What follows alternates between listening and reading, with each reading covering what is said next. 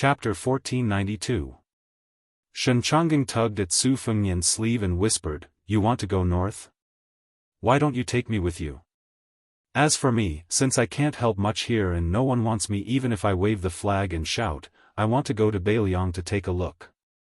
Along the way, I heard from many people that not only does Bailiang Palace have an arsenal and Tideheart Lake, but there are also 30 new monoliths behind the mountain. In the past, I only heard people curse Bailiang. At the beginning of spring, I heard that Bailiang was defeated in Yuzhou, losing one battle after another. What they said was that they threw away their armor and were utterly defeated. In short, the Baimang barbarians came knocking at their door. On this trip to the western regions, I mainly passed through the northern part of the Shishu Road near Bailiang's Lingzhou area. Only then did I know that some things might be different.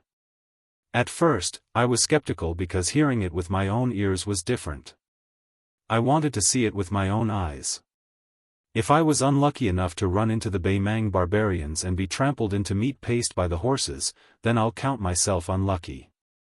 If by any chance it's not like that, when I return to Yanglu County, I want to say something that no one else has said before. Thousands of Jianghu people from the Central Plains entered the western regions from 3 directions. Shen Chang'ing's group was in the middle, passing through the border between the Shishu Road and Bailiang Road. Huang Fangfua's group took the Shishu Road Plank Road, and the last group passed through Lingzhou under the guidance of the Fish Dragon Gang's Lu Nerong. Su Fengnian looked at Shen Chang'ing, whose expression was solemn and sincere, and shook his head. "Don't go. People die at the border every day. There's nothing to see. Besides, Bailiang is heavily guarded. You won't be able to reach Huda City, which is the northernmost part of Liangzhou, or Xiaoguang City, which is the southernmost part of Huluku."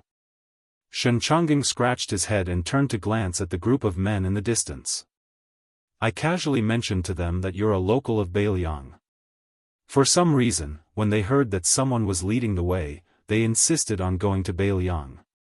They said that since we're already in the western regions, it would be outrageous if we didn't go to Bailiang. It wouldn't be good for us to go back to our hometown and brag that we've seen 300,000 cavalrymen from Bailiang. I have a habit of boasting without a draft. Now, How about you take us to the southern border of Bailiang and then we go on our own?" Of course, Su Fengnian wouldn't drag his feet for them. He couldn't slow down his pace towards Huda City. He could only shake his head. If it weren't for the current situation and a year or half a year ago, it wouldn't be a problem to take you to Liangzhou Pass to see the scenery beyond the Great Wall, let alone the southern border of Bailiang. Shen Chang'ing didn't get angry. He patted Su Fengnian's shoulder and laughed. "It's okay. I'll go back and let them know." "Okay. You owe me a drink. How about it?" Shen Chang'ing turned around and jogged a dozen steps. Suddenly, he turned his head and asked, "Oh right, if we go to Bailiang in the future, how can I find you for a drink?" Su Fengnian was about to speak when Zhang Chunlin looked at Shen Chang'ing, who was slow to react. He laughed and said, "What a coincidence. I'm also going to Liangzhou soon. If you don't mind, let's go together." Shen Chang'ing was a little surprised. He asked tentatively, "Won't it trouble you?" Zhang Chunlin's smile was intoxicating. He said loudly, "I promise to eat meat and drink wine along the way. How about it?" Then, Zhang Chunlin turned to look at his 3 friends with a gloating expression. Chen Zhengyong, Qi retreated. Kai Yongjia, what do you say? Do you dare to follow our agreement and go to the border of Liangzhou with me after this matter is over? Chen Zhengyong, who was the most handsome of the 3, smiled and said, "Why wouldn't I dare?" The young man with the most conceited expression crossed his arms. "I dare to go to the battlefield and kill the barbarians in person. Why wouldn't I dare to go to Liangzhou? If that vassal king really had the magnificent feat of personally leading an army to appear at the mouth of the gourd, and if Su Fengnian's piece is among the 300,000 stone steels on Mount Qingliang, then after we retreat, there's no harm in me leading his horse." The other young man, who was dressed in a scholarly robe, said with a smile, "I like the little girls in Yanji County the most. As for fighting, I don't like it very much, but I'm not afraid of it either." Su Fengnian smiled and said goodbye to them. He led his horse away. Chen Jingyong glanced at Zhang Chunlin, whose eyes were wandering for thousands of miles, and asked softly, "Who is it? When we met Fairy Lu at the drum platform, I didn't see you so distracted." Zhang Chunlin smiled and said, "You'll know in the future." Just as Su Fengnian left the crowd and mounted his horse to gallop north, the woman in purple was no longer standing on the roof of the tall building. Then, the woman's word spread throughout the world in the late spring of the second year of the auspicious era. At this moment, she stood with her hands behind her back, like a female emperor sitting in the north facing the south. 6 bloody heads were placed near the bottom of his feet. "There's a guy who was with you just now, and now he's secretly heading north. If I'm not wrong, he's rushing to Huda City, which is under the siege of Beimang's million-strong army. This person probably just fought with someone from the northern part of the western regions to the southern part of the western regions. The two of them have been fighting for almost a month, more than 1,000 miles. He didn't win, so he's too ashamed to meet others. His opponent is called Tuoba Bodhisattva. I'm not interested in the Battle of Liangmang, and I don't have a good impression of him or Beiliang. Besides, I'm just the woman that person mentioned. Going to the battlefield to kill the enemy has always been a man's job. It has nothing to do with me, Xianyuan Qingfeng. What does it have to do with me? There are nearly 4,000 people here, and more than 3,700 men. Other than the 62 members of the Fish Dragon Gang, there's no one else from Beiliang. During this year's Qingming Festival, there's a place called Mount Qingliang in Beiliang. 36,872 names have been carved on the steel forest behind the mountain. As for the Beimang barbarians, nearly 100,000 people have died in Liuzhou, Liangzhou, and Yuzhou. At this point, she kicked the 6 heads off the roof one by one. I, Xianyuan Qingfeng, have already killed the 6 demons. There's nothing for you to do. So now, I only have one question for you. Beiliang has only 2 million households, and more than 30,000 people have died. How many people from Liang and the Central Plains have died in battle? And how many people dare to die in battle? If I remember correctly, Liang dynasty, after the Reformation at the end of Yonghui dynasty, has 12 provinces, 63 prefectures, and more than 270 counties besides Beiliang. Millions of Beimang barbarians are already at the border. Where are the men of Liang? There was a deathly silence inside and outside the town. The woman on the roof sneered, and it was unusually ear-piercing. Finally, a clear voice rang out in one of the taverns in town. Jing'an Province, Qingzhou Hanlin County, Quick Snow Villa, Yuchi Yuquan, here. I'm willing to go to the border. The woman on the roof laughed. How strange. It's a woman. Then, someone at the entrance of the town said loudly, Dongyue Province, Wu Province, Zhang Chunlin, is willing to die outside Beiliang. Peach Blossom County, Gangnam-do, has me, Chen Jingyong. Huainan Province, Peng Province, has retreated, only seeking death. Qingzhou Province, Xiangfan City's Kai Yongjia, dares to fight to the death at the border. A slightly weak voice rang out, but it sounded more heroic and solemn. Yanglu County, Gangnam-do, Shenchanggang is here. Nanjiang Province, Wenxian County, Bazhou, Shuetao is here. Voices rose and fell one after another, continuing without end as if there was no end to them. Far to the north of the town, a rider stopped, but he didn't turn around. This young man who dared to slay dragons, who dared to fight Tuoba Bodhisattva for thousands of miles, didn't even dare to look back at this moment. Beiliang was at the northwest gate. The Central Plains was behind him. Beiliang cavalry was the best in the world. The spearhead had been facing north for 20 years.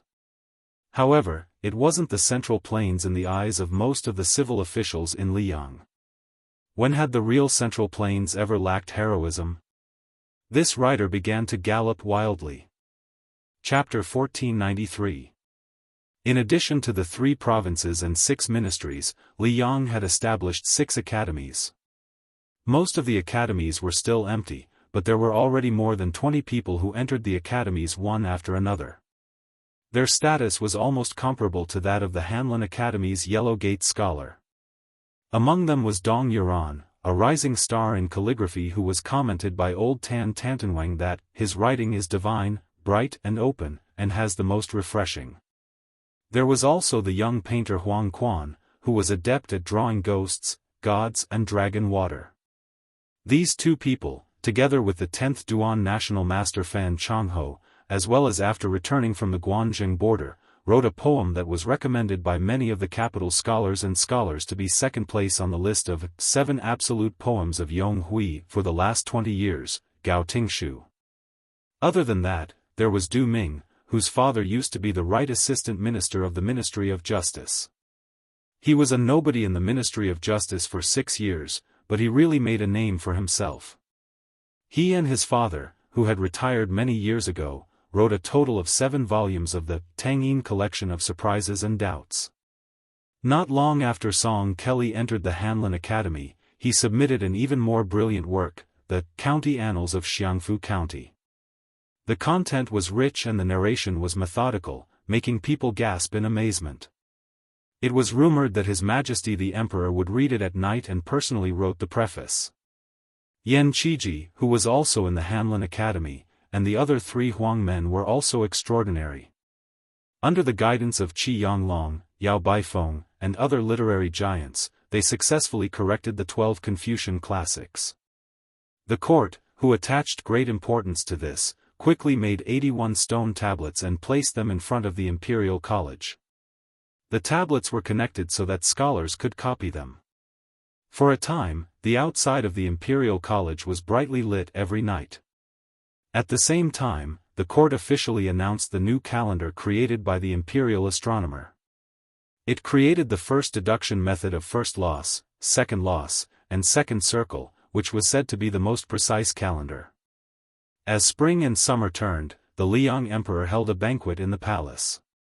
He invited all the old people in the capital who were over 70 years old, and half of them were the survivors of the 8 kingdoms. All of the people of Liang in Tai and city would probably have mixed feelings about such a flourishing literary style. Many of the old West Chu survivors who had lived in the capital for many years would shed tears.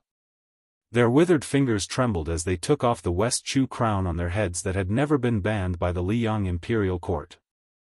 Everyone knew that the emperor's children and grandchildren studied in the diligent room.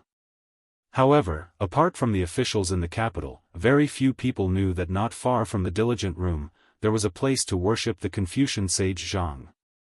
Here, there was a plaque with the words, "Heaven and Earth Together," written by the late emperor. The sage was worshipped there, as well as the secondary sage, and previous Confucian sages. At this time, the young emperor of Liang raised his head to look at the 3 divine positions and 8 memorial tablets. There were 3 people standing beside the emperor, Chen Wang, who was already a purple-clothed official, Song Kelly, who had once had 2 teachers, but unfortunately couldn't keep his integrity anymore, and a middle-aged Confucian scholar who was very unfamiliar to most people in the capital. The emperor said softly, "Song Kelly, your family originally had hopes of marrying 2 people here, but your grandfather and father both disappointed the late emperor. I don't want you to disappoint me again." Song Kelly bowed his head and said slowly, "I can only do my best." The emperor didn't say anything else. Song Kelly just kept his head down until Chen Wang gently tugged on his sleeve. The 2 of them walked out of the room quietly. Chen Wang turned around and walked forward, while Song Kelly kept his back to the door. After Chen Wang and Song Kelly left, the head eunuch of the ceremony directorate, Song Tonglu, quietly closed the door. The young emperor finally showed a hint of exhaustion.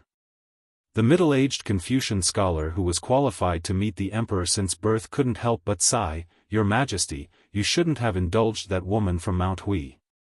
Although I'm not a member of the imperial court, I know that being an official is, in the end, accumulating reputation. Reputation is a sound that reaches the ears of the emperor. Once the matter is done, it's in the emperor's heart. From top to bottom, it's just a matter of time before you reach the highest position. Then there's the reputation of the people, which has always been valued by the officials verbally but looked down on in their hearts. From the bottom to the top, the person who's the most successful is Qi Yanglong, who has persisted in Jianghu for 70 years. Tantanan and Huanwen are close behind him. Yao Baifeng, who's only suitable for learning and not being an official, is slightly inferior. The assistant minister of the Ministry of Rights, Jean Lanting, has the heart but is powerless.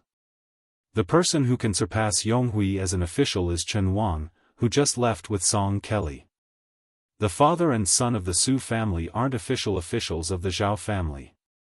The more this is the case, the more popular Su Fengnian will be. I'm afraid that one day, he'll have a harder time than the late emperor suppressing Su Shao.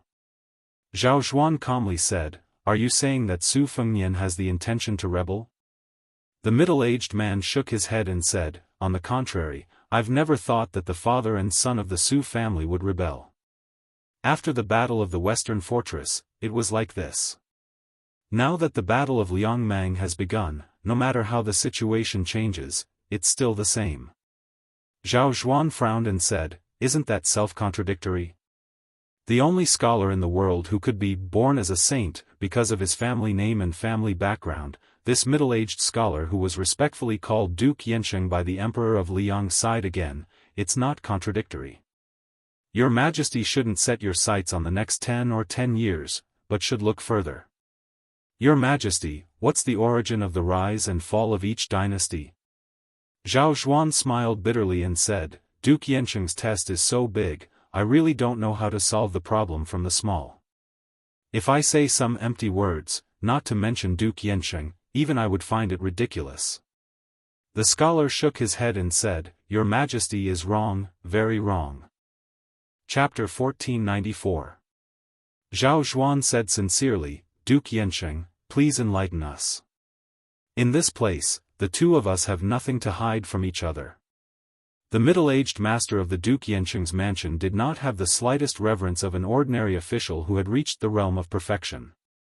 He just said indifferently, "The Taoist saints advocated the 8 words: abandon wisdom, abandon benevolence, abandon righteousness. In the eyes of future generations, even if they don't criticize in their hearts, it is inevitable that they are confused. The reason is that for thousands of years, reading has become easier and more literate. The 8 words of the Taoist saints are like using the word block to control the flood. In the early days, the water was not deep, so it was feasible. But as time passed, it was not feasible.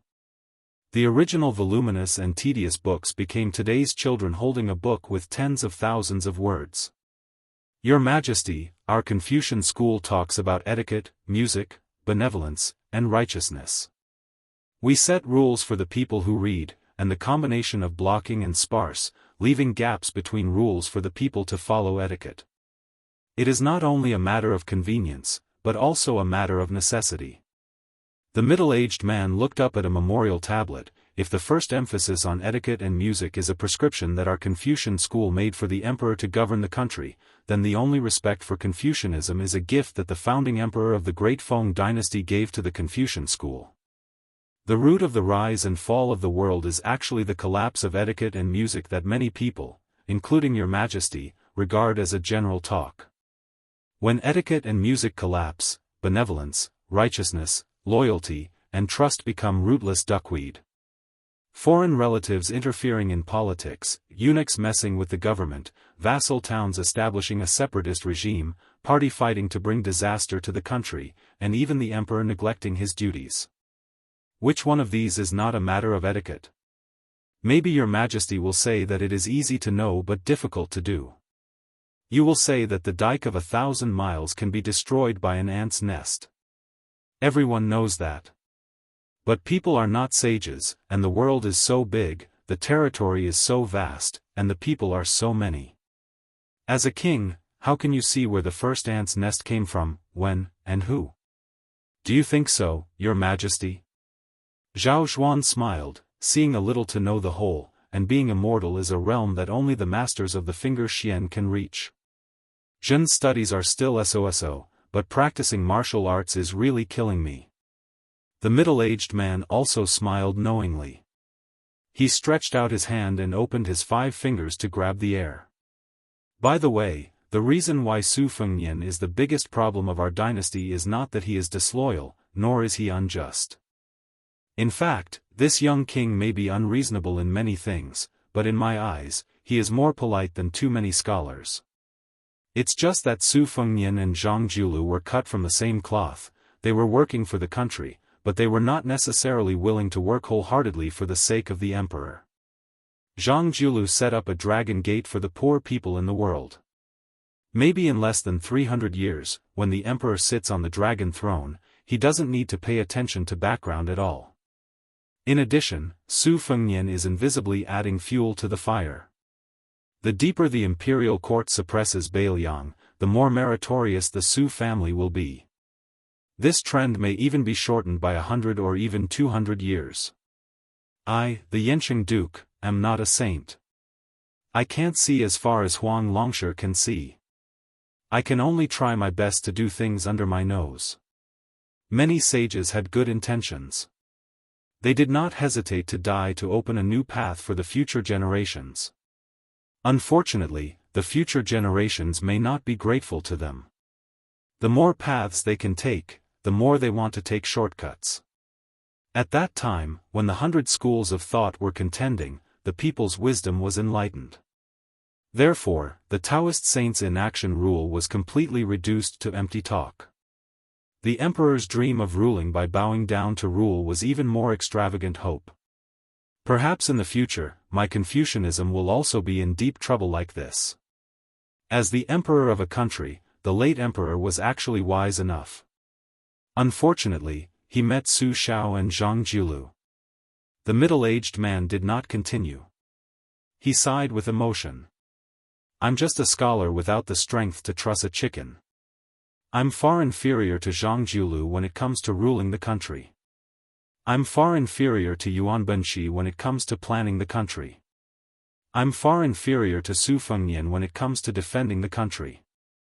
I'm far inferior to Xie Guanying when it comes to creating chaos.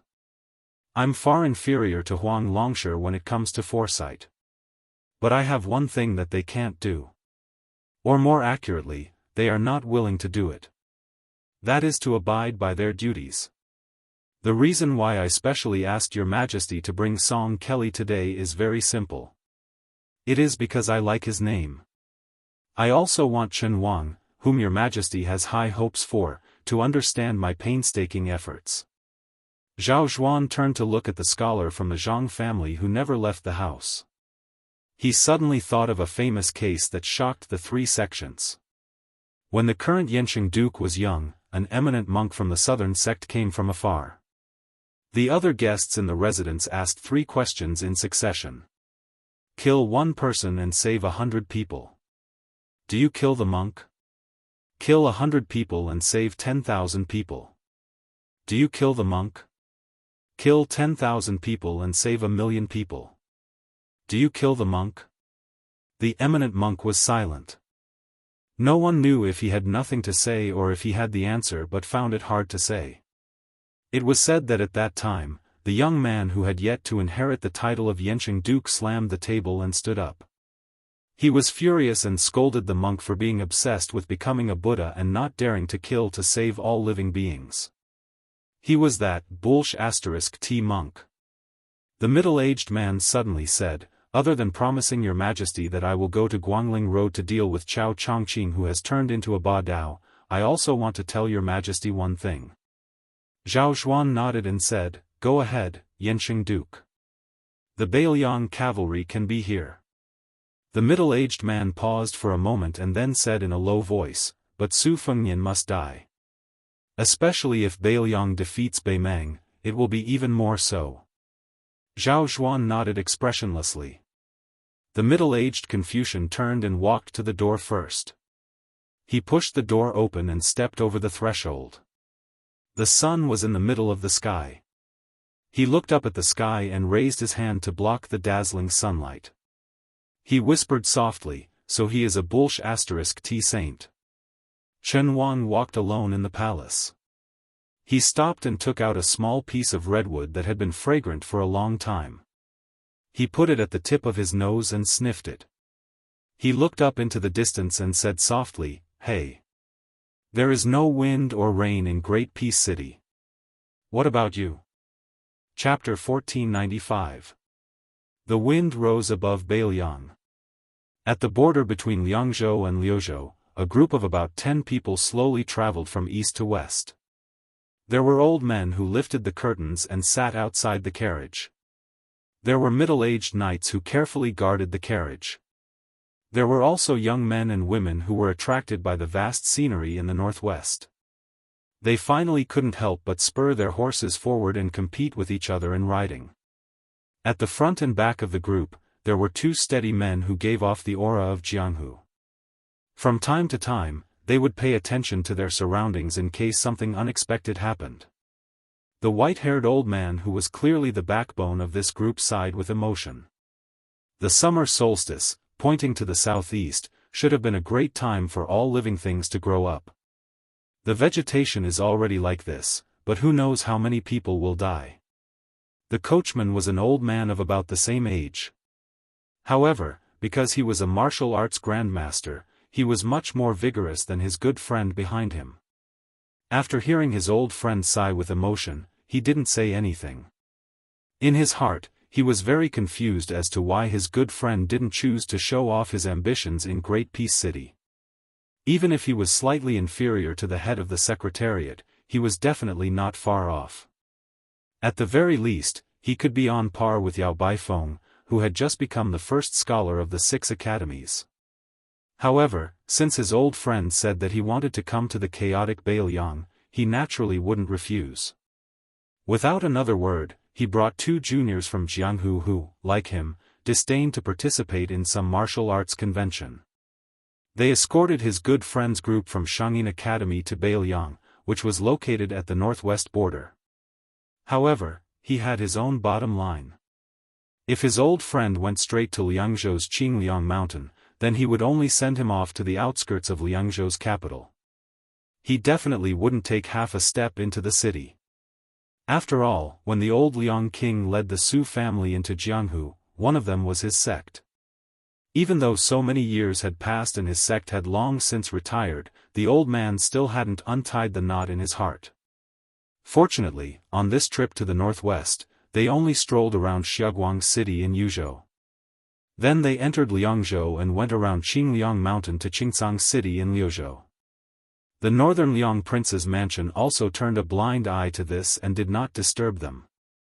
Although the second princess of northern Liang, Su Weisheng, was one of the inner disciples of her good friend, Han Guzi, and Su Huang, Sima Kan, Lu Duanmao, and the others in the caravan were also her fellow disciples. The old man whose reputation in Shangyin Academy was close to that of Grand Chancellor Qi Yanglong laughed softly. It's the beginning of summer. On this day, the Liang Emperor will lead the civil and military officials to the southern outskirts of Great Peace City to welcome the summer. Whether it's the emperor, who always wears a yellow dragon robe during court meetings, or the court officials who are always in yellow and purple, they all have to wear vermilion ceremonial robes under the constant reminders of the officials from the Ministry of Rites. After the ceremony, the emperor will open the ice cellar in the palace and give the ice that was stored last winter to the officials who were evaluated as superior by the Ministry of Personnel. It's a pity that my unofficial disciple, Su Gong, who is the assistant minister of the Ministry of War, was somewhat implicated by his junior sister Su and had to stay in Liangzhou to patrol the border. Otherwise, he would definitely have a share.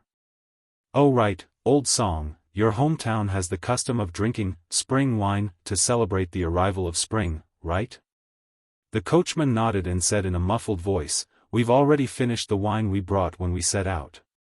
Under the suggestion of that provincial governor Mi from Lingzhou, alcohol is now banned everywhere in Beiliang. The most we can buy is green ant wine. I don't want to drink this wine. Han Guzi said helplessly, Song Xincheng, oh Song Xincheng, why are you, an old drunkard, getting angry at green ant wine. Aren't you just looking for trouble? If you really have the ability, then go fight with that young great-grandmaster surnamed Su. The coachman became more and more annoyed. He snorted coldly. I can't beat him. If I could beat him, I would have drunk hundreds or thousands of caddies of green ant wine. While the two old men were chatting, 4 or 5 riders galloped toward them from afar.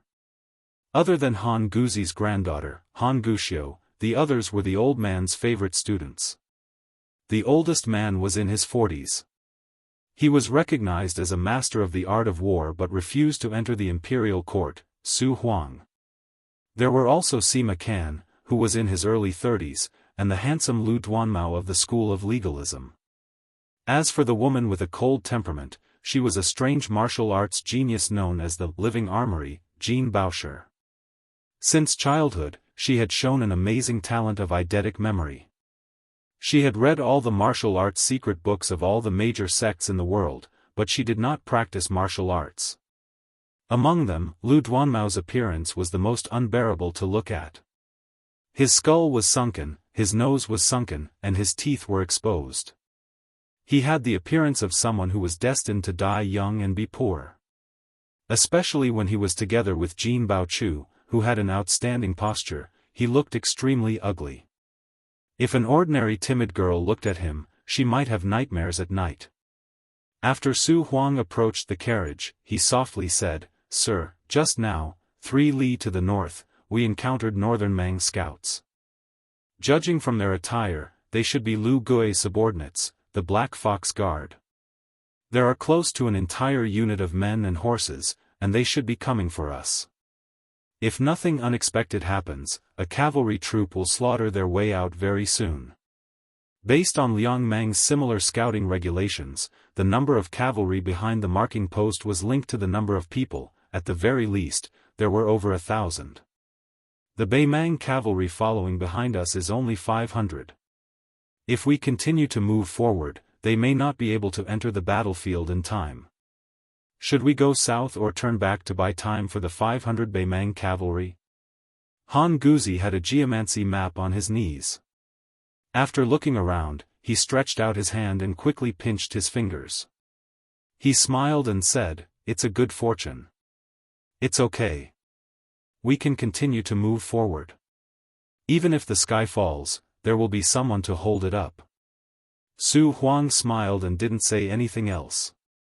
It wasn't just him, everyone believed this without a doubt, directly ignoring the large-scale northern Mang cavalry that was about to arrive. It was not that they were arrogant or that they relied too much on the martial arts grandmaster Song Xinsheng's combat strength. It was because their teacher, Han Guzi, was an erudite man. He knew the ways of the world and was flawless. When Huang Longshe was just an ordinary student in Shangyin Academy, he was extremely conceited. Thus, there was a saying, apart from the grain, there is no one else. Chapter 1496. The group of people ignored the Beimang cavalry and continued their journey west into Liuzhou.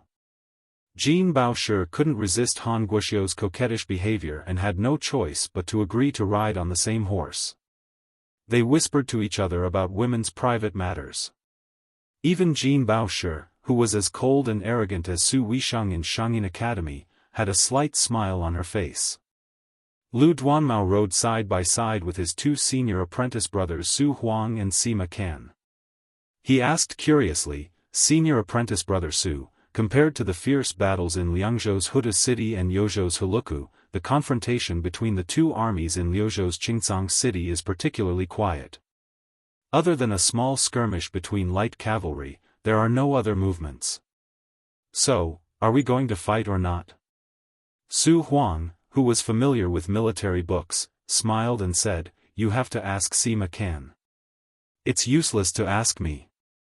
Lu Duanmao was stunned. Sima Kan, who was focused on studying the art of vertical and horizontal maneuvering, smiled and said, "Whether we fight or not, we don't have to look at the Beiliang's Longxiang army or Beimang's great general Lu Gui. We have to look at the southern imperial court further north." Lu Gui, who was praised by the Empress of Beimang as a half-human butcher, has now become the biggest laughing-stock on the border of Liangmang. The southern imperial court of the northern barbarians is in an uproar. They all want to remove Lu Gui's position as the commander of the Western Front and give it to the king of the northern imperial court, Tuoba Bodhisattva. However, at this sensitive time, the king of Beiliang helped us a lot. Didn't we hear about it a few days ago? This young king of Beiliang and the king of the northern imperial court, Tuoba Bodhisattva, who had already entered Liuzhou, had a fierce fight. The two martial arts masters fought each other in pairs for thousands of miles. When Sima Can said this, Su Huang, who had a beautiful beard, twirled his beard and smiled. He seemed to be fascinated.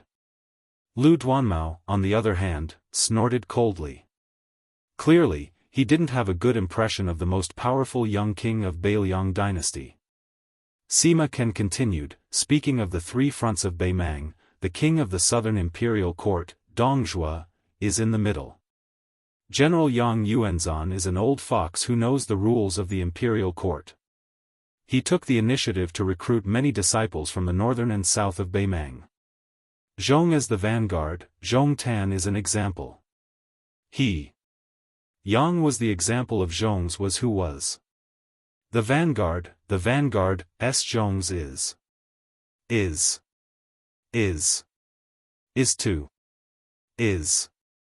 is to that. By the. In comparison, the stubborn Lu Gui is not very likable. Fortunately, Tuoba Bodhisattva himself rushed to the North Court to meet with His Majesty in front of everyone's eyes.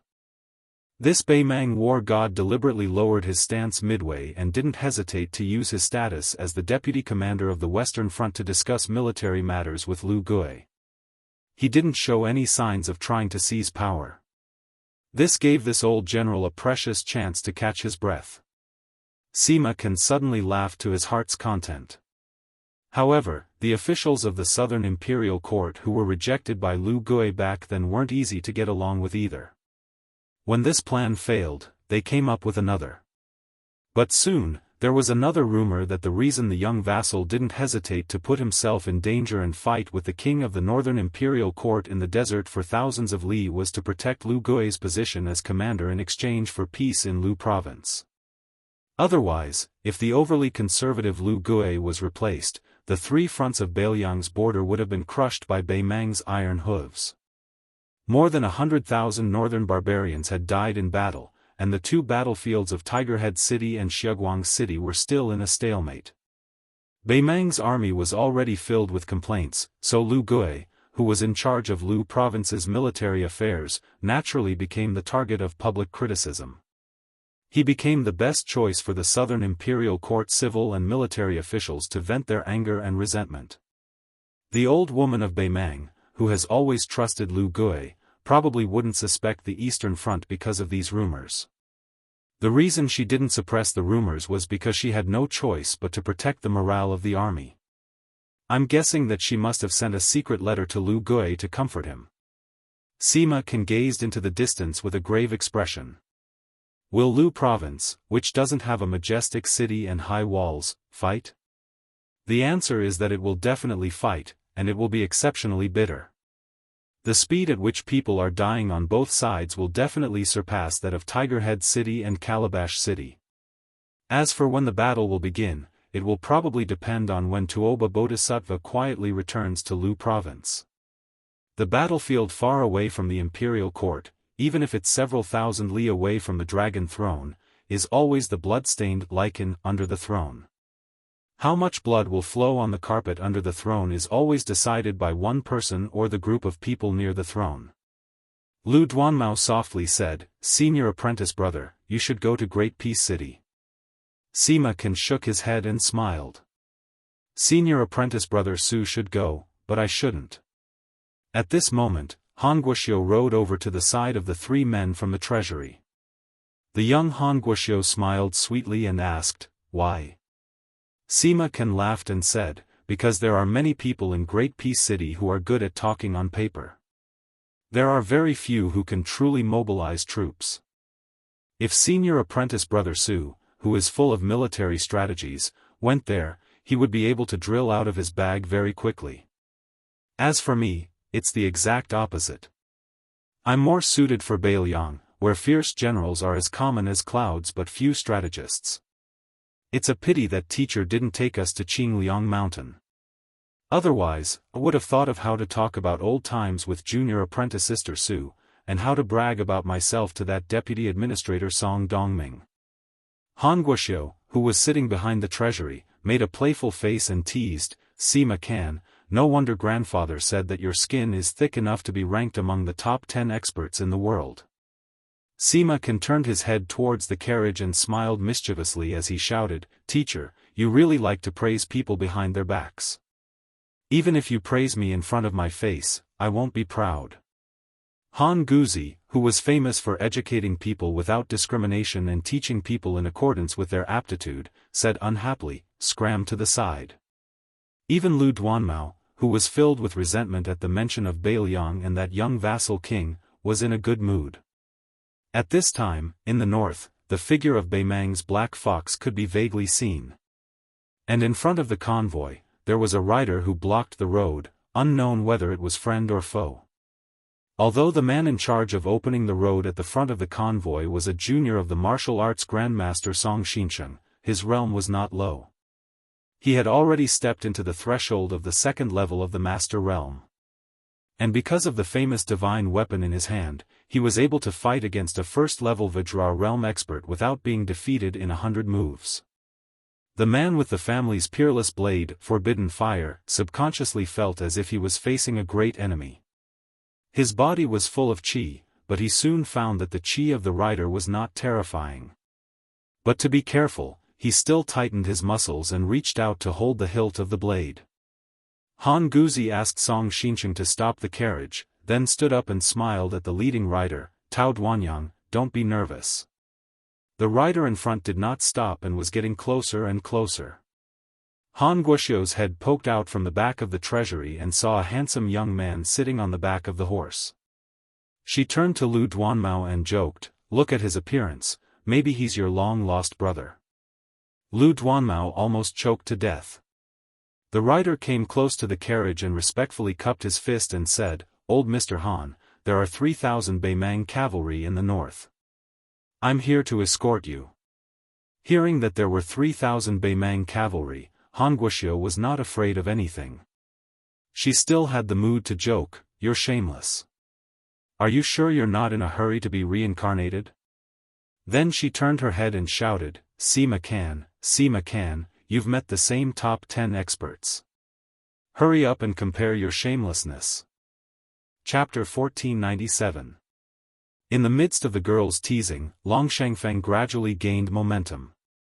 Everyone's clothes began to flutter in the wind, making whining noises as if they were crying. It made the young knight look even more spirited and bright. Perhaps praising him as, "what an immortal from heaven," was not an exaggeration. It was unavoidable that people would be surprised that such a barren and fierce cold land could nurture such a playboy who could make the famous scholars of Jiangnan feel ashamed of their inferiority. Therefore, even a proud and spirited woman like Jean Bauscher had to admit that this uninvited guest, regardless of his martial arts cultivation, at the very least, his appearance was extremely good. If he was in the scholarly world of Jiangnan, which valued etiquette the most, this person could easily become a distinguished guest of those noble families. The old man seemed to have already recognized the young man's identity. His eyes were complicated, with the kindness of an elder, the pity of an outsider, and the gratification of seeing a fellow traveler. Under the scrutinizing gaze of the crowd, the young knight who had threatened to perform the duties of a host under the hooves of thousands of Beimang cavalry skillfully turned his horse around and extended his hand, indicating for the carriage to go ahead. Han Guzi nodded.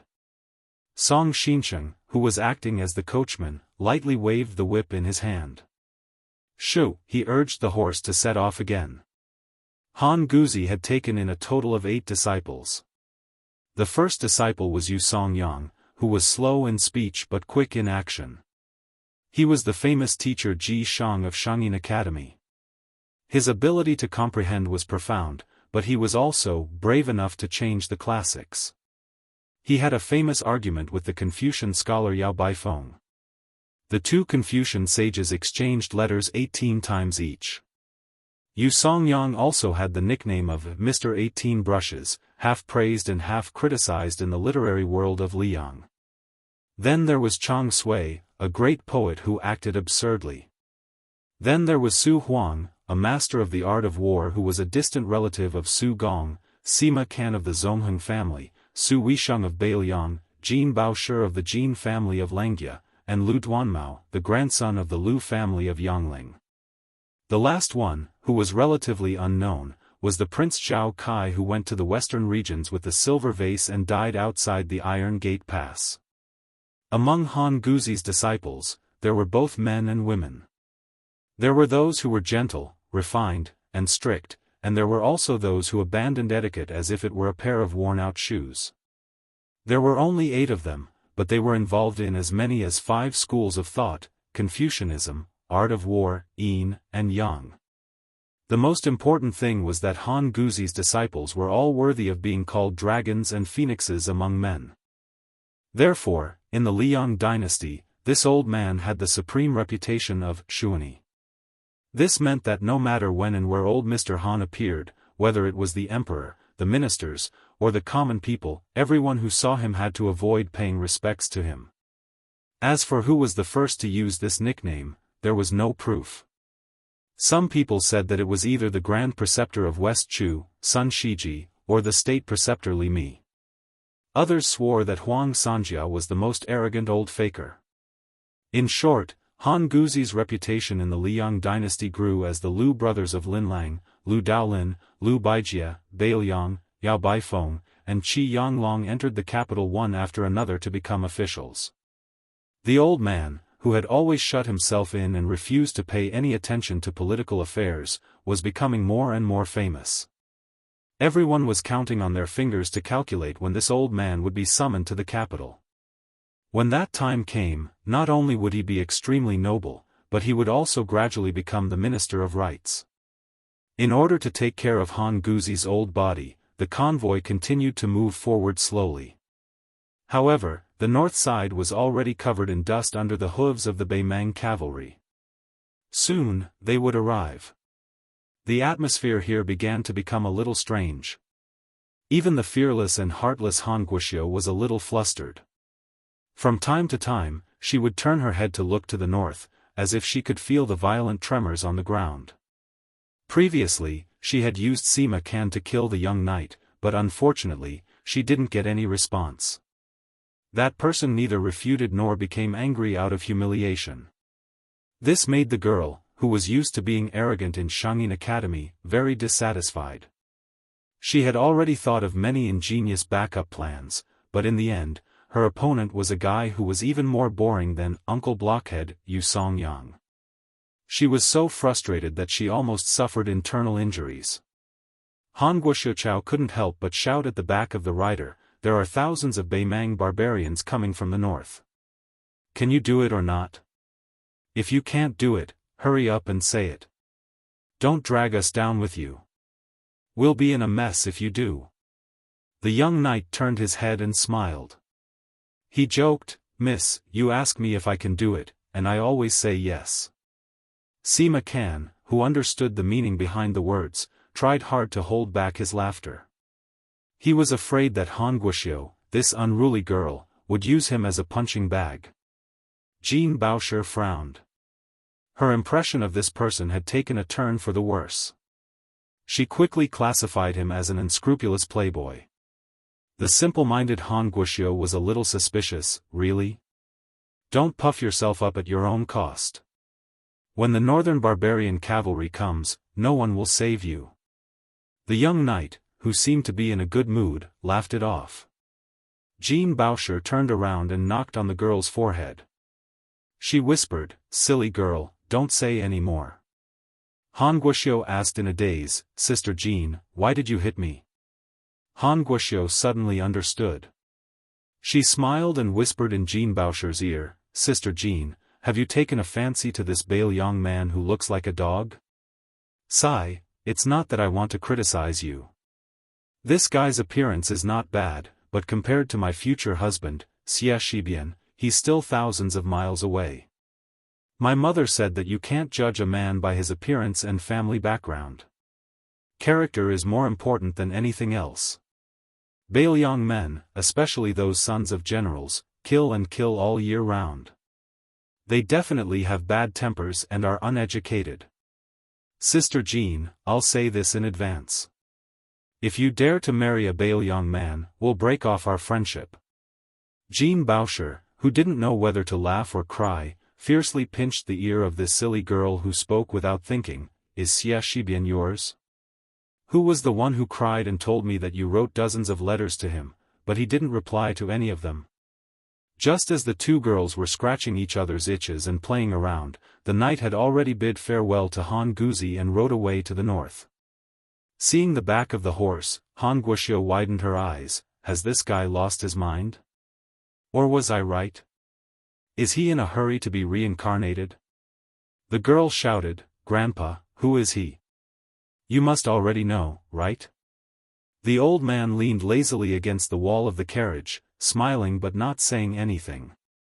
Han Guoxiu complained, stingy. Su Huang, who was beside the carriage, asked softly, it's him. The old man nodded and looked at the sky with squinted eyes. He sighed, how does Chang Sui write a poem?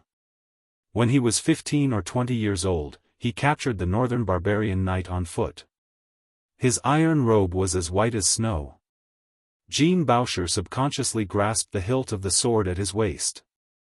With a heroic spirit, he followed the old man and recited, one man can fight 3,000 miles away, one sword can fight against 1,000,000 soldiers.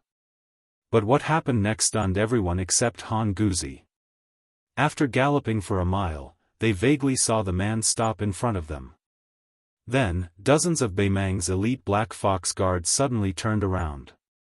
Jean Baosher and the others could barely see the armored Beimang cavalry. For no reason, they slowed down their charge. Then, without hesitation, they turned around and ran away. In an instant, there was no one left. No matter what, there was an army of 2,000 to 3,000 cavalrymen. Even though the thunder was loud and the rain was small, there was no rain at all. It was Su Fengnian, who had rushed over after receiving the report from Whispering Water. He didn't chase after them alone. Instead, he reined in his horse and galloped back to the carriage. The reason he came here as a guard was that the 500 elite Bailiang cavalry might not be enough to protect everyone. After all, the old man was one of Second Sister's teachers. It was reasonable for Su Fengnian to show up. Secondly, he wanted to see for himself the elegant demeanor of the evasive old man Han. He wanted to see if he could recruit him to Mount Qingliang. Unfortunately, when he saw Han Guzi for the first time, he knew that the old man didn't have this intention. He was just like a scholar who wanted to travel and study. A melon that was forcefully picked would not be sweet. Moreover, the old man's reputation was only a hair's breadth lower than that of the head of the secretariat, Qi Yanglong. Even if Su Fengnian was one of the 4 great grandmasters, he couldn't force the old man to join him. If he forcefully detained this group of people, then the Central Plains, which had finally changed their view of Bailiang, would probably view them as enemies. Taking a step back, Deputy Administrator Song Dongming, Green Deer Cave Academy's Huang Chang, and the thousands of scholars in Liangzhou would all rebel. Su Fengnian approached the carriage. He cupped his fists and said, Old Mr. Han, no matter what, I still hope that you can make a trip to Liangzhou on your way back. Even if you don't enter the city, there will be people coming out of the city to welcome you. Han Guzi shook his head and smiled. It wasn't easy for this old man to muster up the courage to travel. Every place I can go is a good place. Therefore, I won't go back. If nothing unexpected happens, we'll go west. We'll see Qingsang City, Linyao City, and Fengxiang City. We'll stop at Mount Lantua and then go south. We'll enter Nanzhao and see the scenery of the South Sea. Then we'll go north to western Shu. Finally, we'll take a boat back along the Guangling River. Su Fengnian nodded and smiled. Then I wish you a safe journey. The old man suddenly chuckled as if he was taking advantage of his seniority. What, you're leaving just like that? I can't be sure that the thousands of Beimang cavalry have really retreated. They're not going to send us off. If we die here, it won't be a small matter. The Beiliang cavalry can bear the burden of the million-strong Beimang army, but you may not be able to bear the infamy. For some reason, Su Fengnian thought of that lousy chess player Chancellor Wang, who was also Second Sister's master. Why was it that Second Sister's master was so disrespectful towards his elders? Su Fengnian said helplessly, then I'll send you off for another 10 miles. Any more and I won't be able to. The old man waved his hand vigorously and said, back then, in order to let Su Weishang enter Shangyin Academy, the great general paid for the construction of the long embankment along the lake. It's called 10 miles of spring dawn. My legs are so weak that I've had to walk on it every day. Therefore, I feel that your 10 miles of sending me off isn't sincere enough. It should be at least 20 miles. Is that okay? Su Fengnian smiled bitterly and said, okay, then 20 miles it is. Han Guoxiu rolled her eyes. You rascal, why do you always say yes when anyone asks you if it's okay? Chapter 1498. Even Su Fengnian, whose eloquence was unrivaled under the heavens, was left speechless. Finally, Sima Can could not help but laugh heartily. This silly girl truly had a tacit understanding of each other. She had unknowingly delivered a fatal blow to her opponent. With a face full of curiosity, the young girl asked a question that many of the people present wanted to know the answer to. Why did that Beimang cavalry run away without fighting? Su Fengnian replied with a deadpan expression, I don't know either. I only said one sentence to them. Knowing that it was most likely a trap, Sima Can and Jean Baosher blurted out at the same time, don't ask. However, Han Guoxiu impatiently asked, what did you say? Su Fengnian replied, I told them that it was getting late and that Lu Gui told them to return home and start cooking. Han Guoxiu stared blankly for a moment. With round eyes, she asked, are those northern barbarians idiots? They really believe that? Su Fengnian smiled mischievously and nodded. That's right. They really believed it. Sima Can covered his forehead with his hand. This silly girl. You haven't even climbed out of the first trap, yet you've already jumped into the second one at lightning speed. Jean Baosher felt extreme disgust towards this fellow who liked to act mysterious with his mouth full of oil. In a cold voice, he asked, is it fun? Su Fengnian smiled and said no more. In order for your group to travel in a carefree manner and deal with Zhao Gou's death soldiers, 26 people from Beiliang's Fushui room have already died. More than half of them died outside of Beiliang's borders. This time, Han Guzi was leading his troops west into Liangliang. As a remnant of northern Han whose entire family had perished in the flames of war, Yu Songyang naturally would not accompany him. Chang Sui, the famous poet and writer, was the only disciple of Han Guzi who did not enter Beiliang's territory. He was clad in a green robe, wielding a sword and a wine pot, and went to Ji Bei in an elegant manner. Of the 3 Jianghu masters, apart from the steel breaker Song Xinsheng, who was Han Guzi's best friend, Qi Zihu, who carried the famous saber, Forbidden Fire, was a chivalrous man. The young man at the tail of the caravan, Lu Shouwen, had an extraordinary background. He came from the Huiji Lu clan, which was ranked third among the clans in the world that Li Yang had recently set. Although Lu Shouwen was born of a concubine, the Lu clan had always valued both civil and martial arts. Lu Shouwen, who had attained the cultivation of 3rd rank before the age of 30, was naturally a favored figure of the clan. The spy report from the Fu Shui Fang mentioned that this person, like Lu Duanmao, liked the woman named Jean Baosher, but this was not the main point. The main point was that Lu Shouwen was most likely a double agent. On the surface, he was under Zhao Yi's Guangling Spring Snow building, but in secret, he might be a spy from Nanjiang Road. Along the way, Lu Shouwen had risked his life to kill 3 Zhao Gou masters. Once he returned, he would not be able to live in peace. It could be said that he was an infatuated type who did not love the country but the beauty. For some reason, Han Guzi suddenly had a strange idea. He said that he wanted to try the feeling of riding a horse in the west wind. Song Xinsheng, Su Huang, and the others could not persuade him. Han Guxiu, who wanted to see the world in chaos, clapped her hands and cheered. She taught the worried Jin Baosher a lesson. With the help of the sweaty Sima Kan, the old man finally got on the horse. Su Fengnian had no choice but to move closer to prevent the old man from falling off the horse. Fortunately, the old man did not seem to have any intention of urging his horse forward. He rode side by side with Su Fengnian, while Su Huang carefully guarded him on the other side. The old man, who was swaying on the horse's back, laughed and said, "It's true that this old man is young and wild, but it's a pity that I don't have the money to wear that brocade hat and marten coat. I haven't touched a saddle in the past few decades, and I don't even have the luxury of riding a horse." Thinking back to the aggressive manner of those Beimang barbarians just now, I'm really ashamed. I've read books and taught books for most of my life. The number of students and unofficial disciples I've taught is at least 20.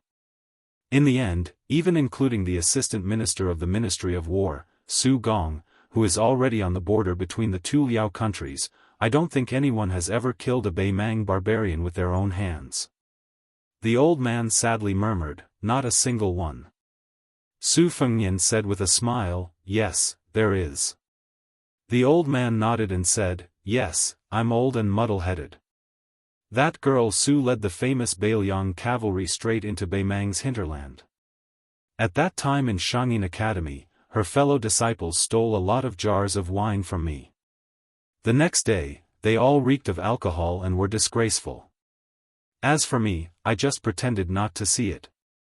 At that time, even Yu Songyang was no exception. It said that he almost fell asleep during the lecture. Therefore, what the great general did back then was right. What you did was even better. Otherwise, with half of my neck buried in the yellow earth, I wouldn't have risked universal condemnation to make this trip. Su Fengnian said, "Old mister, you're risking universal condemnation." The old man said apologetically, "Although you didn't say it, I still have to apologize to you and your Bailiang." This old man only did it on a whim, but many people were killed because of it. In the end, it was like going on a spring vacation. I just patted my butt and left. I couldn't help you at all.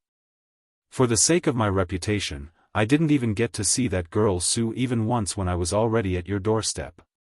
Su Fengnian said softly, "The scholars of Shangyin Academy can't withstand the torment of wind and rain. Old mister didn't do anything wrong. Whether or not the warriors of Bailiang can defend the northwest, this world still needs scholars to govern. Maybe one day, we'll need them to walk out of the library, put down their books, and step forward bravely in front of the flood of horses' hooves." Jin Baorum, who was behind the three riders, had actually been listening attentively. After hearing these words, she was a little surprised. She had to admit that she had a new level of respect for him. She couldn't help but raise her head and stare at the back of the rider. He was travel-worn and wore very ordinary clothes. He carried a cotton bag on his back. He didn't have the cold knives and light crossbows that Bailiang's roaming cavalry were equipped with. If it was the son of a general like Northern Liang, which was as numerous as the hairs on an ox, it didn't seem like it. Although many of the descendants of Northern Liang generals had joined the army, she really couldn't think of a young person in Liuzhou who was so special to be able to chat calmly with her teacher. Could it be the Han clan strategist Chen Shiliang who was unknown in Jiangnan but had risen to fame in Northern Liang? Han Guoxiu whispered into Jin Baorum's ear, "Sister Jin, I think this guy might be that person." Jin Baorum laughed involuntarily and shook her head. "Impossible. You don't practice martial arts. You don't know what kind of power the most outstanding great grandmasters in the world have. I've seen a number of first-level great grandmasters." Han Guoxiu hurriedly interrupted, "How could I not know? Isn't it just a dragon's roar, a tiger's step in the abyss, a mountain's peak? The older ones should have some immortal-like and imposing manner. Then the girl muttered to herself, now that you mention it, this guy really isn't an expert. Especially when he smiles, he doesn't look like a good person. He can't even compare to Lu Shouwen, who blocked a knife for you. In the end, Han Guoxiu sighed and said, there's nothing I can do. I originally wanted to come to Beiliang this time to see that Su Fengnian.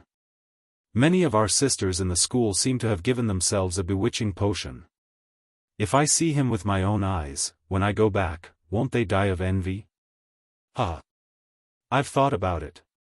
When the time comes, I'll say that I've seen Su Fengnian.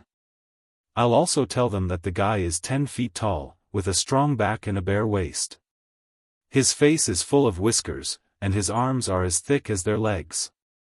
What dragon, phoenix, northern Su, southern Song. Anyway, we've seen that Song Maolin with our own eyes. He's really handsome. Other than my husband, Xia Shibian, I don't think anyone in the world can compare to Song Maolin. When I think of them hearing my description, I think of them crying in disappointment and sadness. The girl's little head leaned against Jin Bao Room's back and she laughed to herself. Chapter 1499. Jin Bao Shi shook her head and laughed softly, you, don't be so bad. Be careful that you won't be able to get married. You should at least leave some memories for your friends. Han Guoxiu said childishly, no. Who told them to say that my husband is not even 1/10,000th of that Su Fengnian? Lu Duanmao was about to interrupt, but Lu Shouwen had already urged his horse forward and came to Jin Bao Shi's side. Lu Duanmao, who was born to be able to ward off evil spirits, had a sad look in his eyes and stopped moving. The sharp-eyed Sima Can sighed quietly. He had told his junior many times that junior sister Jean was not the kind of woman who judged people by their appearance, but Lu Duanmao would always be discouraged when he saw her. When his junior brother Zhao Kai was still in the academy, he had successfully tricked him into confessing after he got drunk. Although Jin Bao Shi was not moved, it was obvious that she did not hate him. However, Lu Duanmao was still so scared that his legs trembled after he woke up. Originally, Zhao Kai had already thought of how to encourage Lu Duanmao to strike while the iron was hot. However, with the sudden departure of his junior brother from Shangyin Academy and the shocking news that followed, Lu Duanmao completely retreated. For half a year, he drowned his sorrows in alcohol. In the end, he was awakened by Jin Bao Shi who could not stand it anymore. Only then did he let go of the wine jars and jugs that he relied on and was teased by others as the drinking wife by others. Originally, except for Su Weisheng and Jin Bao Shi, the 6 men of the same sect had all agreed that after Zhao Kai and Lu Duanmao returned with their beauties, they would get drunk together and drink all of their master's hidden wine in one go. Sima Can looked to the south with red eyes. Junior brother, you and I agreed to be the monarch and minister who would go down in history together.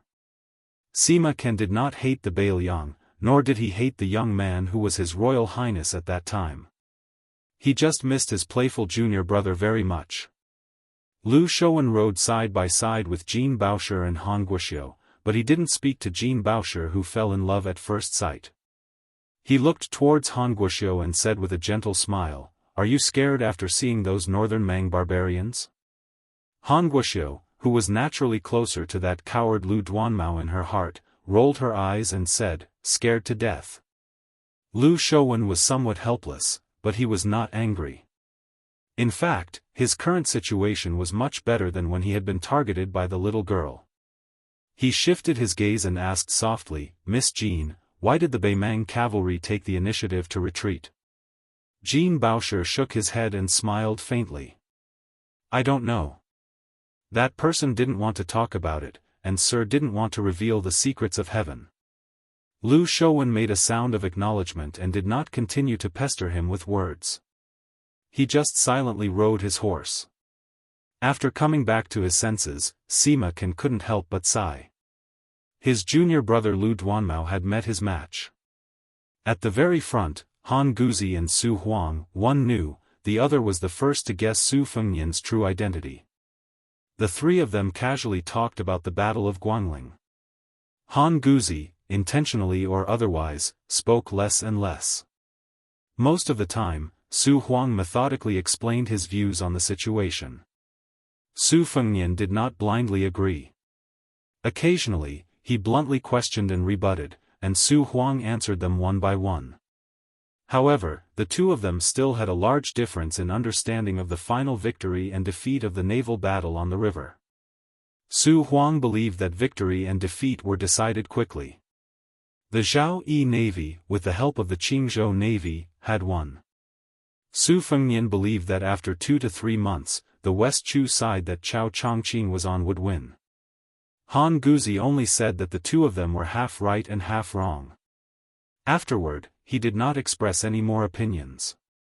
Later, Su Huang asked about the battle at Calabash in detail. Su Fengnian told him everything he knew. In the end, Su Huang sighed emotionally. Back then, the Bailiang had said that they would eat 150,000 Beimang at Calabash. Before Su Gong entered the capital to take up his post, he did not believe it. He said it was not too much, but too little. When Su Fengnian and Su Huang talked about building another Huda city in Liangzhou, the old man casually mentioned that Su Huang had this idea 3 years ago when he was doing his calculations. At the time, many people thought it was a fool's dream. In the large education palace, only Ko Jianghu and Qi Shentz believed it. Just as Su Huang seemed to carelessly mention that Beimang's central front might divert a portion of its forces to the eastern front in Liuzhou, Han Guzi, who seemed to be unable to stand the bumpy ride of the horse, asked with a smile, "Have we traveled more than 10 li?" Su Huang was stunned.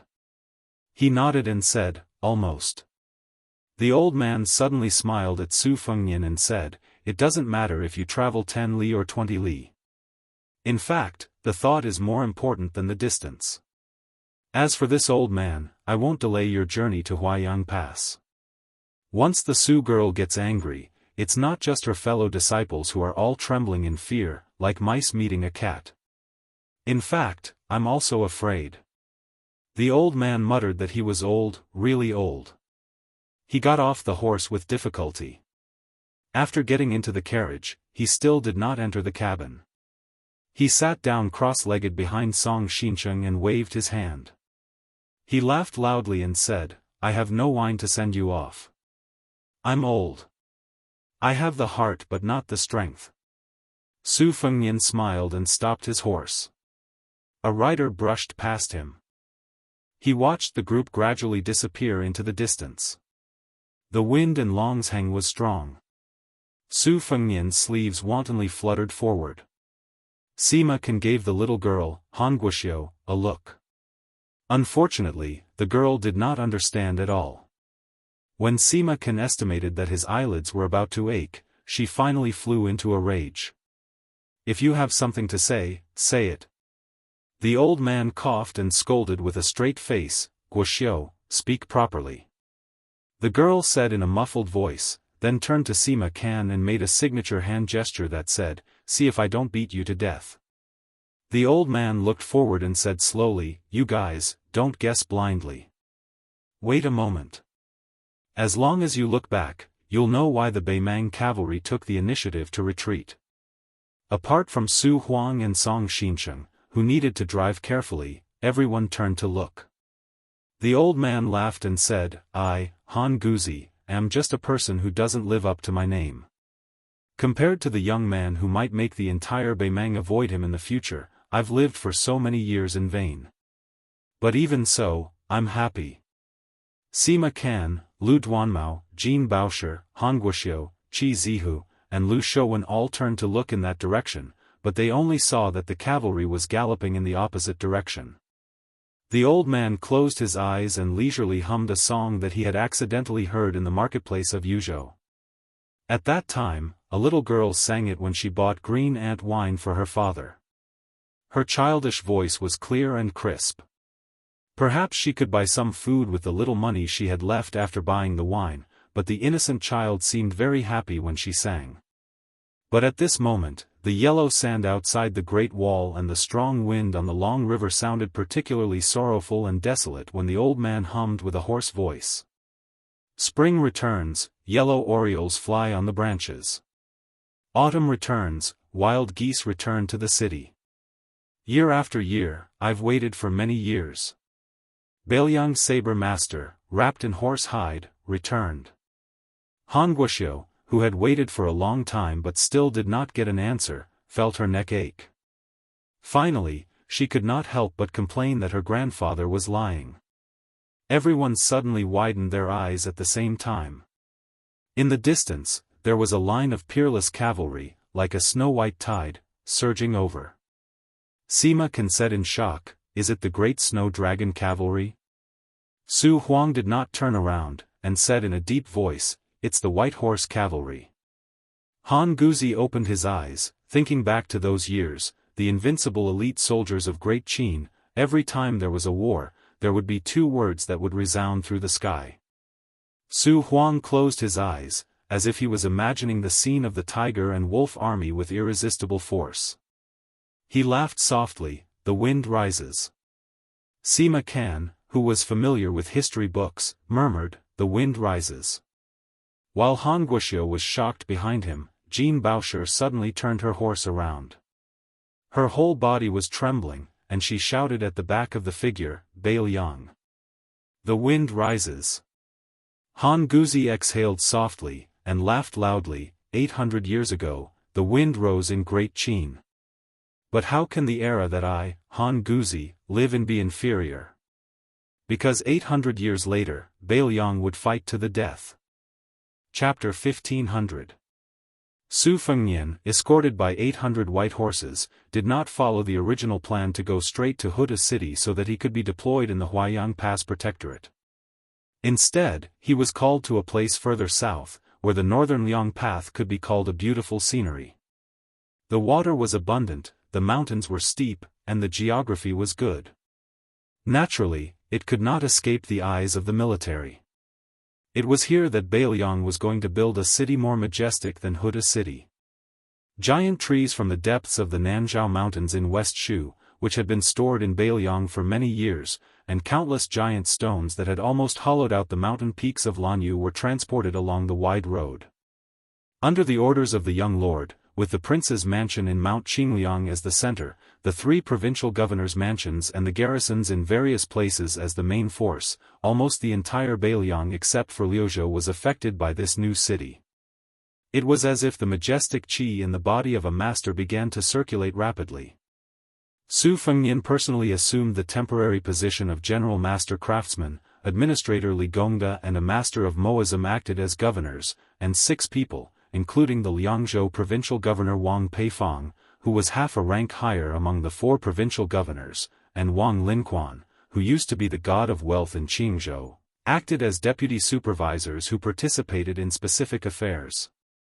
In one breath, all the garrisoned troops in the south of Liangzhou's border and hundreds of thousands of soldiers under the age of 50 were stationed here. The construction was in full swing. Now, in Bailiang, the only person who could give orders to Su Fengnian was Su Weisheng, who had just been conferred the title of Princess Fujing by the Liang imperial court. In the twilight of the setting sun, Su Fengnian and Su Weisheng, as well as several powerful governors and deputy supervisors, slowly walked along the river. The master of Moism who came out of Mount Qingliang with Liuzhou provincial governor Yang Guangdo was temporarily unable to leave. Of course, administrator Li Gongda, who was also one of the governors, had to be present to explain the construction process of the new city to the young lord. In the past few years, Li Gongda could be said to have tasted the taste of life. First, he was promoted to the second-rank administrator and became the top border official in the Liang dynasty. Then, before he could even sit down, he encountered the turbulent situation of Bailiang's change of dynasty. Sure enough, Su Beiji took away his title of Lingzhou provincial governor without saying anything. Then, Song Dongming became the deputy administrator who did not follow the etiquette system and was stationed in Mount Qingliang. In the eyes of the officialdom of Bailiang, it was naturally the new Prince Liang's doing for the sake of checks and balances. However, just when everyone mistakenly thought that Li Gongda would soon pack up his things and leave, the young lord immediately appointed Li Gongda as the governor of the new city. The desolate scene of the administrator's mansion in the early spring of the second year of Xiangfu was still vivid in the minds of the officialdom of Lingzhou. Now, many officials began to regret that they did not take advantage of the cold stove. And after Li Gongda rushed here, he was like a different person from before. He ate and slept in the open with the big son of the Mo family. As a result, even Tian Peifong, who cared the most about health, suffered a lot. Li Gongda's mouth was dry from talking, so he casually took the water bottle mixed with a lot of herbal medicine from his waist and took a sip. Then he sighed with emotion. "Your Highness, I've been a local official in Beiliang for most of my life, and I've been racking my brains to figure out how to be an official. Even when I got into the carriage after leaving, I was just secretly glad that Your Highness didn't forget me. At that time, when I lifted the curtain and saw the armored cavalry guard sent by Your Highness, and then looked at the flattering faces outside the carriage again, I felt very satisfied, as if I had personally slapped them." Although Tian Peifong was the high-ranking provincial governor of Liangzhou, she was still not qualified to walk side by side with Su Fengnian, Li Gongda, and the others. She could only keep a few steps behind them. Because the administrator didn't deliberately hide his voice, Tian Peifong heard everything. After thinking about it, she really admired this old guy who was the best at being an official in Beiliang. Official Li's skill of making use of every opportunity was really perfect. Moreover, he didn't hesitate to tarnish his image and poured out his heart and lungs. He really understood the essence of attracting favor and securing favor. Tian Peifong felt that she had benefited a lot. She felt that, listening to a gentleman's words is better than reading for 10 years. Li Gongda turned his head to look north at the address of the new city and said softly with a smile, "Back then, I forced myself to agree to Hanlon's request to join the army at the border. In fact, at the beginning, I only wanted this precious son of mine to muddle along in the border army. Relying on his father's connections, it was enough for him to become a commandant. When he returned to his hometown and returned to a place where his father's words were still effective, he would have a meteoric rise. In the future, whether he was a general or a provincial governor, it was better than fighting desperately on the border. Therefore, when I heard that this boy secretly became a white horse crossbowman, I was really scared out of my wits.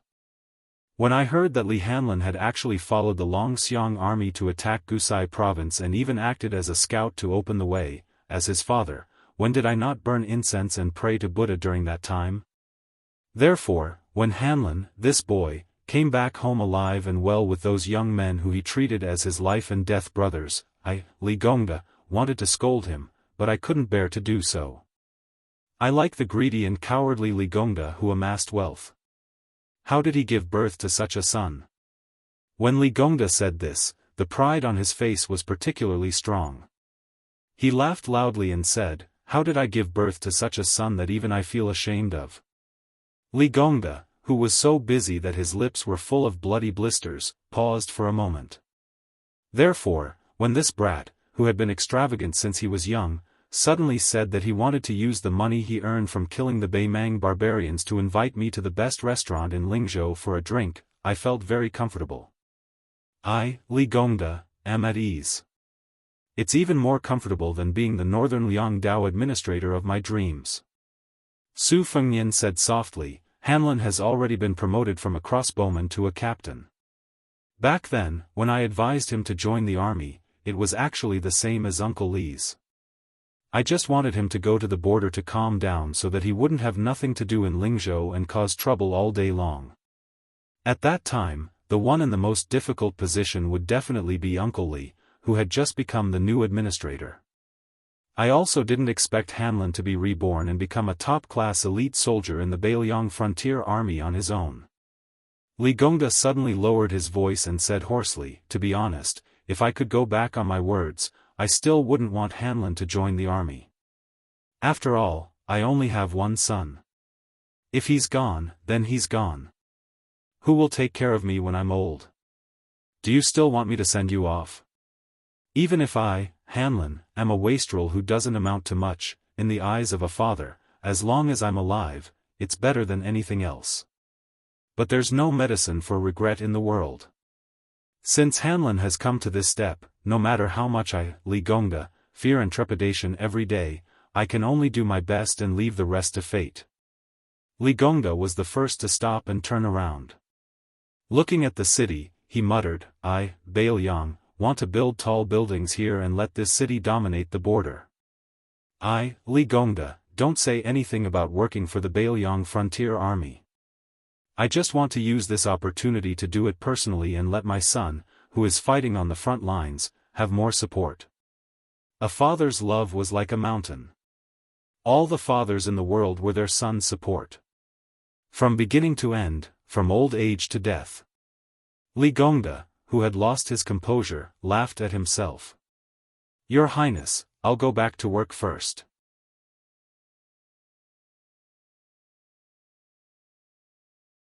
Chapter 1501. In fact, Su Fengnian recognized this person at a glance. He was Lu Qingyan's cousin, Lu Qingsong. He was one of the most outstanding talents in the Lu family of Qingzhou.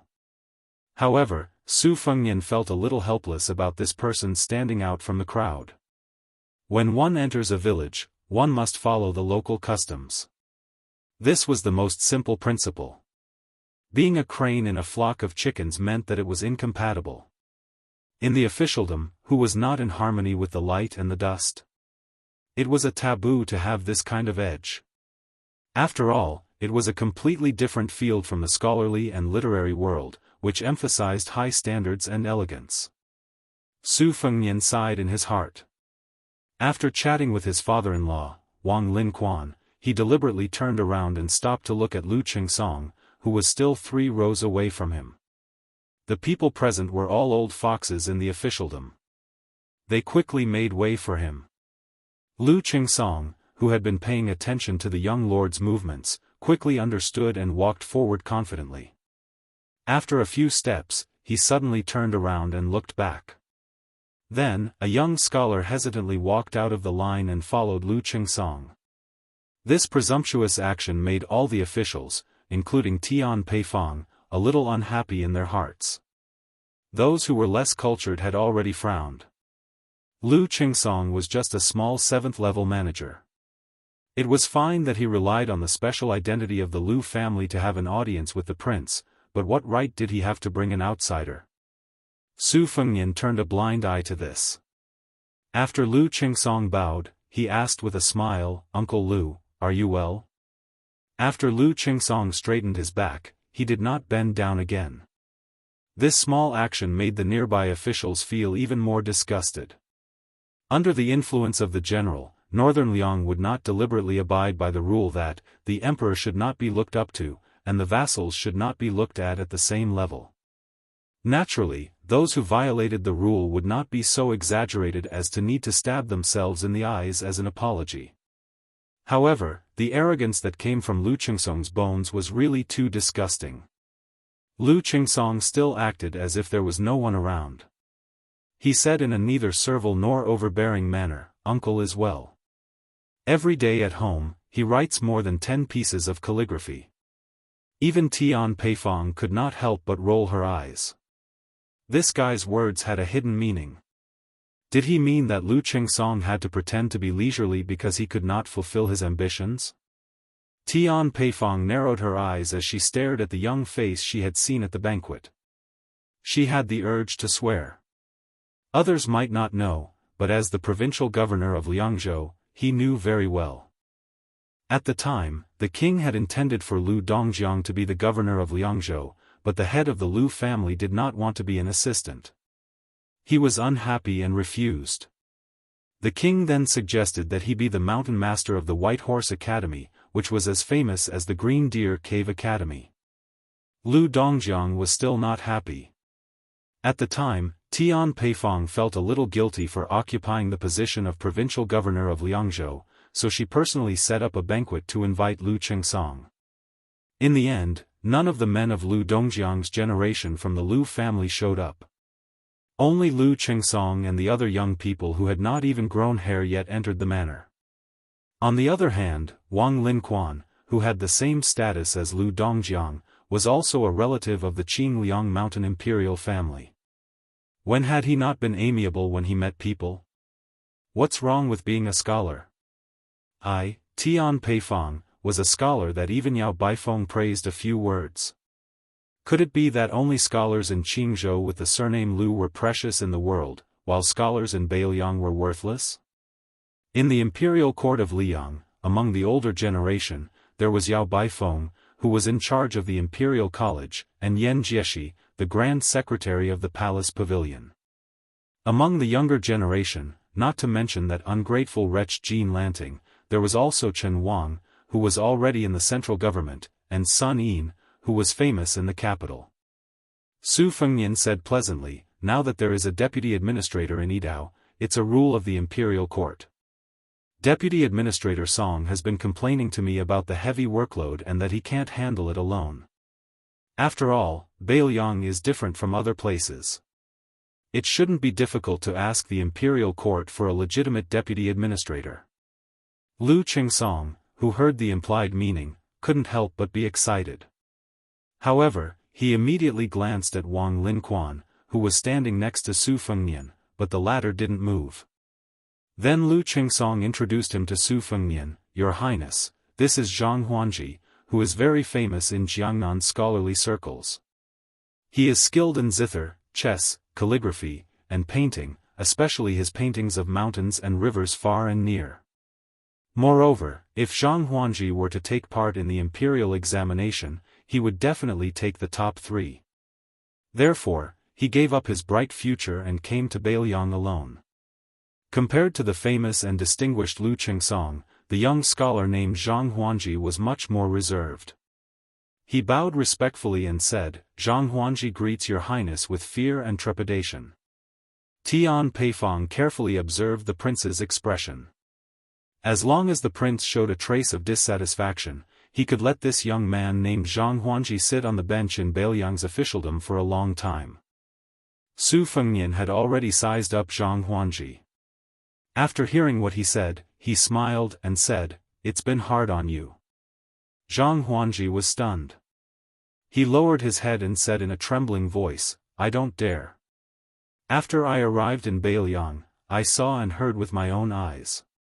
Only then did I realize that Beiliang is very different from what I remembered. Su Fengnian dismissed it with a smile and turned to continue walking. Not long after, he had Tian Peifong, Wang Linquan, and the others go back to work. He only walked side by side with Su Weisheng on the riverside. Not far away was the white horse in charge of guarding. Su Fengnian asked softly, Xianyuan Qingfeng took the initiative to contact the Fu Shui room? Su Weisheng nodded and said, at that time, Shuoping first contacted Lu Nerong of the Fish Dragon Gang. Wutongan and the Fu Shui room were a little rushed, so we planted many Jianghu spies among the 3 people. At the same time, we also moved the men of sacrifice of the Fu Shui room back to Beiliang. They are in charge of spreading rumors. Su Fengnian smiled and said, No wonder Xianyuan Qingfeng said he wanted to fight me and make me lose to him. If I knew about this, I would have agreed. This is a big favor. Su Weisheng asked, after you met Sir and the others, how did it go? Su Fengnian shook his head and said, after all, Sir is still the Chancellor of Shangyin Academy. His every move is involuntary. Being able to come to Beiliang has already crossed the bottom line of the Liang Zhao clan. I guess Qi Yanglong will soon come up with a countermeasure in the capital and spread the news. Once Sir Han returns from his travels, he will take over the position of Grand Chancellor. Chapter 1502. Su Weisheng turned his wheelchair and stopped in front of the river. He sighed softly. When Sir deliberately didn't enter Liangzhou, I knew that he had made up his mind. If Sir had entered the city, we would have been disappointed, because this would mean that Sir had no desires and would bring all the disciples back to the school. Since he had shown it to the Liang imperial court, it meant that at least one disciple would secretly stay in Beiliang. Su Fengnian was pleasantly surprised. Su Huang, Sima Can. It would be good if one of them stayed. Su Weisheng probably remembered the years when he studied in Shangyin Academy and was a little absent-minded. Su Fengnian said softly, "Don't worry, Sir is still very healthy. He rode a horse for 10 miles. Su Weisheng looked up and glared. "You didn't stop him?" Su Fengnian rolled his eyes. "At that time, Sir wanted me to send them 20 miles. I was in a hurry to get to Huaiyang Pass. Plus, Su Huang and the others were desperately trying to stop me, so I didn't say anything." Speaking of this, Su Fengnian smirked and said, "In the end, old Mr. only asked me to accompany you for 10 miles. Although he said it was my intention, I think old Mr. really couldn't take it anymore." Su Weisheng's lips curled up. Su Fengnian squatted down beside the wheelchair and rubbed his temples. He sighed. Why is the Lu family so stupid? Could it be that the intelligence of the entire clan was concentrated on the old consecrator Lu Feiqi and Lu Chengyan? Wang Linquan isn't someone who's easy to deal with either. Although he's been watching from the sidelines, he's still kind enough to not kick the Lu family when they're down. But at the very least, we're still a family. If Wang Linquan can take a step back, Mount Qingliang will be much safer.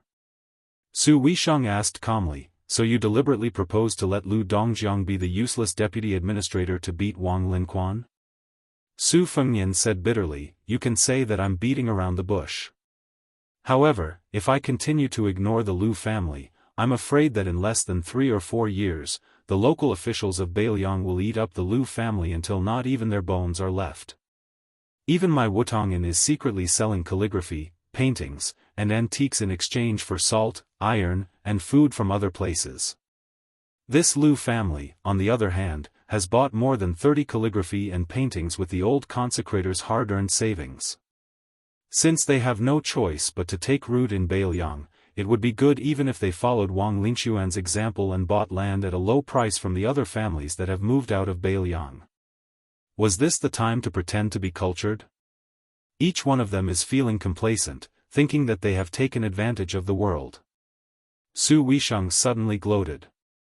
"Actually, you underestimated Wang Linquan's conduct. Since the beginning of spring, this god of wealth has quietly bought a number of priceless calligraphy and paintings at a low price. He should be lowering his status to give them to the Lu family. As soon as you opened your mouth, you casually threw out a secondary second-rank deputy administrator. Wang Linquan can't give them away. Otherwise, not only will the Lu family not care, they will also be looked down upon by the old Lu Dongjiang and the young Lu Chengsong." Su Fengnian was vexed. "Sister, why didn't you say this earlier?" Su Weisheng beamed. "It's my fault." Su Fengnian immediately raised his hands. "I acted abruptly." Su Weisheng sneered. "Abruptly? Does our king of Beiliang act abruptly? Otherwise, why would he fight with the second most powerful person in the world, Tuoba Bodhisattva, all the way from the northern part of the western regions to Snow Lotus City? He fought to his heart's content and turned the world upside down. It was truly awe-inspiring. I was thinking of getting someone to make a plaque with the words "number 1 in the world," and hanging it at the gate of Mount Qingliang. If you think the words "number 1 in the world" are tacky, how about "invincible in the world"? Isn't it more domineering? Su Fengnian knew his second sister's temperament, so he didn't dare to refute her. He pulled a blade of grass from the ground with a frown, flicked the soil away, and held it in his mouth. Su Fengnian suddenly sighed. Beiliang is so big, so many aspects. Even a dog would hate to be the head of the household for 3 years. Su Weisheng reached out and slapped him heavily on the head. "Who's the dog?" Su Fengnian said helplessly, "Didn't I want to say the second half of my sentence? I just wanted to say that it wasn't easy for our father to be the head of the household." Su Weisheng looked at the sky and whispered softly, "Yes." Su Fengnian, who was originally squatting, simply sat on the ground and slowly chewed on the blade of grass. For some reason, Su Weisheng thought of a song that had never been circulated. Back then, she and his sister were married off to Jiangnan. That day, there was a young man in the Wutongan, knocking his chopsticks on a wine bowl. Seeing you off for 1,000 miles, until the steep mountains become flat plains. Parting with sorrow, please drink 6, 2, 3. 1 tael, may you bring an umbrella when it rains in Jiangnan. 2 taels, may you gently fan yourself in the heat. 3 taels, may you not forget to put on more clothes when winter comes. 4 taels, may you spend more time together every year. 5 taels, may you be free from illness and worry, and always happy. 6 taels, may you be happy without wind or rain. 6, 2, 3. 3 taels left. I am in the northwest, one pass after another. Separated from you, one mountain after another. Finally, may I know that you are safe. Su Weisheng let out a long breath, turned his head and said softly, don't do stupid things in the future. You will make father, mother, and your sister worry. Su Fengnian made a sound of agreement, then spat out the blade of grass. He looked into the distance and said softly, Tuoba Bodhisattva has gone to Liuzhou, and Huang Manor is there. I am just worried. Su Weisheng lowered his head, and his expression could not be seen clearly. The breeze blew, and the hair on his forehead rose and fell. Su Fengnian smiled and stood up. Sister, I am going to Huayang Pass. While Tuoba Bodhisattva is not at the border, I will personally go to Huda City. Sister, don't worry, this time I will not act on impulse. As long as the situation is not good, I will retreat. Su Weisheng raised his head and said in confusion, call me second sister. Su Fengnian scratched his head. It's all the same. Su Weisheng waved his hand. Go, when you reach Huda City, twist hundreds and thousands of Beimang heads off. Su Fengnian laughed. You said it yourself. 3 days later, at dusk, when a figure appeared on the city wall of Huda City, the Beimang army that had been attacking the city day and night for more than a month suddenly retreated. For the first time, they had a truce.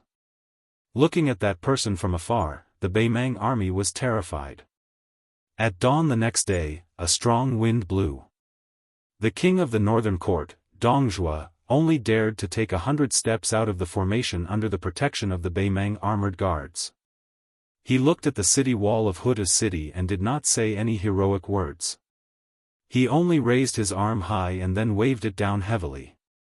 Thus, the most tragic battle in the second year of Xiangfu began. Chapter 1503. Yesterday, Su Fengnian had rushed to the top of the city wall from the south without any warning and intruded into Huda City alone. Not to mention the Beimang army, even Lu Jinu and the other Beiliang soldiers looked at each other in dismay when they heard the news. When Su Fengnian had rushed all the way from Huayang Pass to Huda City, a Beimang martial arts master who had temporarily acted as a stable in the south of Huda City simply abandoned his horse and ran madly toward the main camp.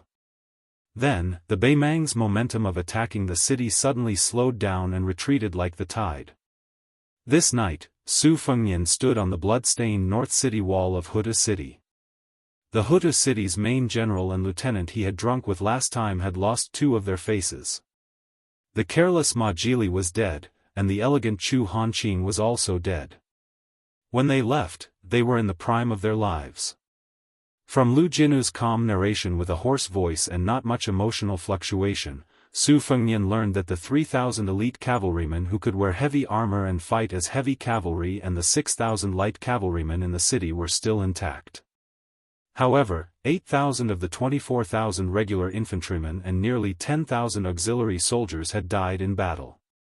When Su Fengnian had asked how many wounded soldiers there were, Lu Jinu had only said that there were not many wounded soldiers. Su Fengnian was silent. In fact, he had known the cruel answer in Huayang Pass. The north, northeast, and northwest sides of Huda City were Beimang's 3 main attack fronts. Lu Jinu had accurately divided the city into 32 defensive lines, with each lieutenant leading their own defense. If the Beimang barbarians managed to reach the top of the city wall and could not retreat within 30 minutes, Lu Jinu had to mobilize other forces to support them. Then, the main general would be dismissed on the spot and become an ordinary soldier. The deputy would take his place, and so on. In the past 2 months, a total of 7 lieutenants had died in battle. The reason why Lieutenant Chu Hanqing had died in battle was because the 3 senior captains under his command had died one after another in just 2 hours. This was the first time that Tiger Head City had a situation where more than 600 enemies were continuously pouring in. The key point was that the defensive line seemed to be getting bigger and bigger. Furious, Lu Jinnu asked the sentries to send a message to Chu Hanqing, who was already covered in blood, saying, "If you really can't defend the city, just say the word. I, Lu Jinnu, will personally lead people to help." Bei Mang, who had finally found a breakthrough, began to frantically mobilize their troops. When Lu Jinnu rushed to the battlefield with 800 personal guards and killed off the Bei Mang barbarians, Chu Hanqing, who had countless corpses at his feet, was sitting in a pool of blood at the foot of the wall. His face had been chopped beyond recognition. If it were not for the bright armor that the general had personally bestowed upon him for his military service, no one would have recognized this corpse as Lieutenant Chu, who had a pair of exceptionally beautiful daughters. He was the Bailiang seed who had been persuaded by the general several times to go to Tai-an city to take the imperial examinations and become a scholar. Before dawn, Su Fengnian turned his head and looked along the horse path that the Bailiang frontier army liked to call the city wall. The corpses on both sides had been removed last night, so the people who appeared on the city wall at this moment were all living people. This seemed like nonsense, but in fact, it was not. As long as ordinary people did not have any illness or difficulties, they might need 40 to 50 years to lie in a coffin. But here, they might go from the world of the living to the netherworld in an instant, and there would not be many coffins to lie in. Su Fengnian looked away and said to Lu Jinnu, who was about to return to the tall building in the city to pay attention to the first-hand battle situation, "General Lu, at present, I can only make a rough judgment based on the Qi cultivators of the Guanyin sect. I know that Tuoba Bodhisattva has come south from Shijing and will arrive at the border between Gusai and Liuzhou in about half a day. Therefore, Dong Zhuo urgently stopped the attack to let the scouts pass on the military information to Tuoba Bodhisattva. The great Grandmaster Qi cultivator Tantai Pingjing is not in Bailiang now, so I can't accurately know Tuoba Bodhisattva's whereabouts. Therefore, I can only stay in Huda City for another 2 days and 1 night at most. To be honest, the outcome of the battle between me and Tuoba Bodhisattva is 50-50. Whoever makes a move later will definitely win. Therefore, I can't let Tuoba Bodhisattva notice the flow of Qi too early. In the early stage, I can only suppress the battle, probably at the Xian stage, at most at the celestial stage. At the worst, I have to wait until Dongzhuo's scouts pass on the military information to Tuoba Bodhisattva. Only then can I kill the most people. Lu Jinnu hesitated for a moment. Actually, Your Highness only needs to appear in Huda City, you don't have to take the risk. Su Fengnian shook his head and said, Huda City doesn't need me, Su Fengnian, to wave the flag and shout to boost the morale. Then, Su Fengnian smiled and said, if that's the case, if I come to Huda City and don't kill the barbarians, am I supposed to stand on the city wall and be a target for the barbarians? Or pretend to be a master? This is actually more tiring than going to the battlefield to kill the barbarians. Lu Jinnu clenched the hilt of his sword and stared at Su Fengnian. He smiled calmly and said, the war is imminent. Perhaps it's unlucky and against the rules to say this, but I can't help but say this. Everyone can die except for Your Highness. If Your Highness dies, we can't fight in the future. Su Fengnian smiled and said, General Lu, don't worry. I'm very afraid of death. Lu Jinnu looked at the young lord who probably didn't have time to wear the armor. He turned around and said softly, Ma Jili has been guarding the front line of the city for more than a month. Originally, he was a burly man of about 180 kilograms. When he died, he was only slightly heavier than Your Highness by about 10 kilograms. Therefore, Your Highness could only wear the armor that Your Highness wore after his death. Everyone in Huda City said that Ma Jili made a fortune. Beimang's siege army began to get into formation. Perhaps it was to welcome Su Fengnian, the king of Beiliang. The catapults that had been quiet on the battlefield were all pushed out. Lu Jinwu exhaled heavily. "They're here." Su Fengnian smiled softly and said, "Lend me your sword." Lu Jinwu took off the saber hanging on his waist and tossed it to Su Fengnian. Laughing heartily, he said, "In this life, this general has nothing to worry about." In the past, this cold saber was this general's daughter, nobody could touch it. Today, this daughter is getting married. Lu Jinwu strode away. In Jianghu, it was a moonless and windy night to kill people. On the battlefield, especially in Beiliang's Huda city and the Longyan plain where Beimang's army was stationed, this was not important.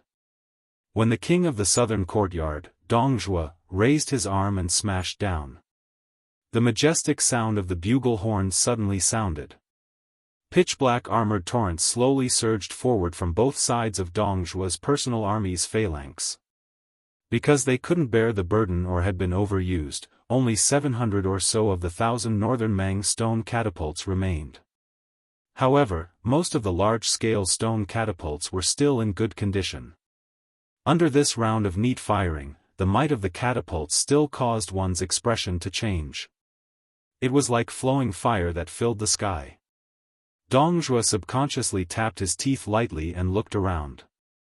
Other than the nearly 1,000 elite personal cavalry and squires of the Dong family, the top Beimang martial arts experts from the three major sects, Tao Dao sect, chess and sword music school, and Princess Grave, were also hidden by him. On the periphery, there were a total of 40 huge ballistae that were said to be able to shoot a sword that was equivalent to the sword of a land sword immortal within 1,000 feet. They were all operated by the strongest person in the army, and the remaining dozen or so chi refinement warriors of the southern dynasty were in charge of aiming. The originally vibrant Beimang martial arts world was almost ruined to such a small extent before the Beiliang was completely defeated. According to Dongzhuo's original plan, he should have piled up all the martial arts experts of Beimang on the central line from the beginning. Together with all the chi refinement warriors, they could be tied together into a rope. Even if you were Su Fengnian or Su Yanbing, could you stop them?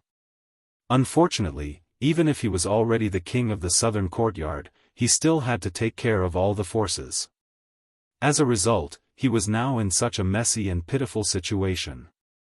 Was it interesting to go through so much trouble to infiltrate Yuzhou to assassinate Yan Wenluan and cause a great loss to his vitality?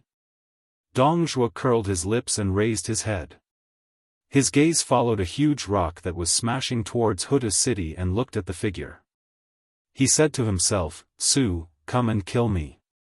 Aren't you tempted to take the head of a general in the midst of thousands of soldiers? Anyway, it's still too early for Tuoba Bodhisattva to get here. If you have the ability, you can open up your realm. If you can dodge the rain of flying swords shot out from the ballista, I, Dongzhuo, promise, will definitely escape." Just as Dongzhuo was dilly-dallying by himself, the man on the city wall rose into the air like a dazzling white streak of light. Dongzhuo narrowed his eyes and clicked his tongue. One man once fought against millions of soldiers. The Sword Emperor of West Shu did this kind of shady business. What happened in the end? That guy died under the hooves of your Su family's iron cavalry. Be careful that you don't suffer retribution today. Next to the fat man, there was a valiant young woman who was riding a horse and wearing armor. She frowned and said, "Can you kill with your mouth?" Dongzhuo put on a straight face and said seriously, "If you never forget, there will be an echo." This fat man's second daughter-in-law was the daughter of Mount Bubang's leader, Diwu Raccoon. Back in Beimang, she had met Dongzhuo and Su Fengnian once because of the little girl Tao Manwu. But at that time, she never thought that her father would die in the hands of a young man. Even his head was taken back to Beiliang. Dongzhuo suddenly laughed and said, "My Dong army was already on the way to Liuzhou last night. Killing his brother is more interesting than killing Su Fengnian." Chapter 1504. Dongzhuo was clad in armor and carrying a saber as he sat on a large and majestic steed. The man and horse complemented each other perfectly. Although Dong Zhuo was fat, he did not appear fat and bloated. Compared to the king of the South Courtyard who controlled half of the Beimang army, Zhao Yi and Zhao Yuang of the Guangling Path were indeed much more lacking in appearance. Dong Zhuo straightened his neck and looked at the white rainbow that had fallen in front of the city. His eyes were shining. He was also a skilled martial artist. Otherwise, he would have been beaten into a skinny man if he had not swindled the daughter of the fifth raccoon of the Bingbing Mountain. Personally, Dong Zhuo did not have a bad impression of Su Fengnian from the opposing camp. When they first met in Beimang, he was the founder of the Dong army, a separatist force. He was still separated from the current king of the South Courtyard by the great general of the Beimang. It could even be said that if Su Fengnian had not appeared out of nowhere and not only succeeded in usurping the position of the king of Beiliang, but also won the hearts of the Beiliang cavalry and the hearts of the people of Beiliang, then Dong Zhuo would at most be working under Lu Gui or Yang Yuanzan, just like Hong Jingyan and Zhong Tan. In addition, Dong Zhuo owed Su Fengnian a favor because of the incident with Tao Manwu. Therefore, if it was not for the general trend, Dong Zhuo actually wanted to sit down and have a good chat with Su Fengnian. He wanted to learn from the famous scholars of the Central Plains who liked to chat and talk about heroes over wine on a snowy night instead of being in such a situation. In Dong Zhuo's vision, the person was indeed as expected. Because he was afraid of Tuoba Bodhisattva, he did not display the supreme cultivation of the celestial state. Instead, he borrowed weapons from the border army of Huda city or the armored soldiers of Beimang to block the giant stones thrown by nearly 1,000 catapults. The attacking figure landed in the open space between the two armies. Although he had suppressed his qi and momentum, his momentum was not inferior to the scene of thousands of cavalry charging out of the city. This made Dong Zhuo, who was limited to the Vajra state because of his root bone and fate, could not help but tremble with fear. Fatty Dong said that even the Sword Emperor of Shishu could not be a match for 10,000 people on the battlefield. However, Dong Zhuo knew that if Su Fengnian did not have the worry of Tuoba Bodhisattva and allowed him to fight freely, the formation of the Beimang siege army, which was mostly infantrymen and only had 2 winged cavalry, would be easily disrupted.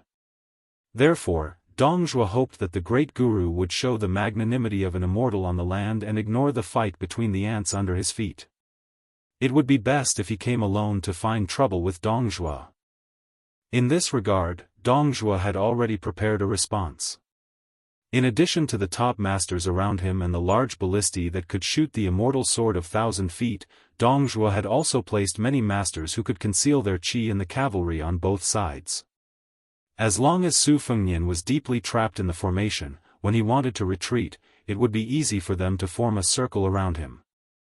Not to mention intercepting and killing Su Fengnian, who was returning to Huda city. The worst-case scenario would be to consume a large amount of Su Fengnian's essence, qi, and spirit.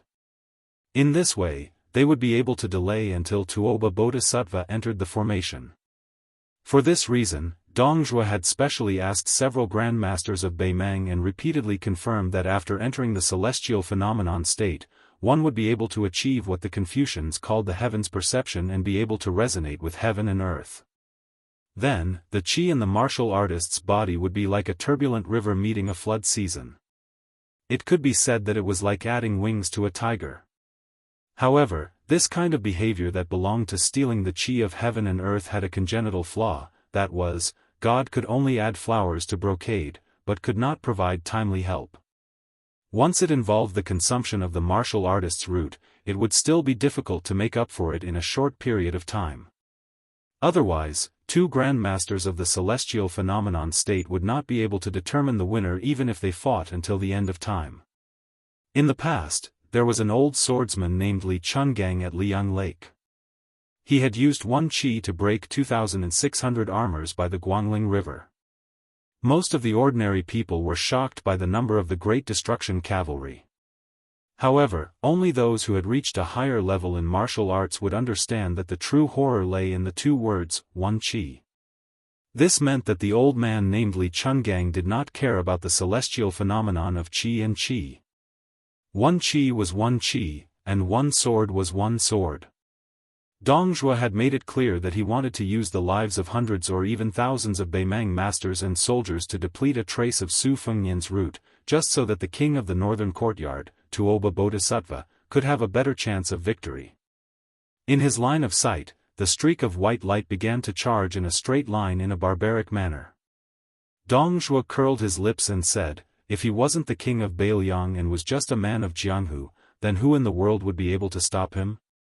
Being Li Chungang and Chao Chongqing, he's really cool. This guy is really admirable. It's said that those women from the Norland tycoons have all offered money, saying that as long as I capture this unparalleled young king and let them enjoy him once, they would dare to offer 5,000 taels of gold, and the price is negotiable. It's just one night of sex. How many sons of the Dong family can I feed with this amount of money?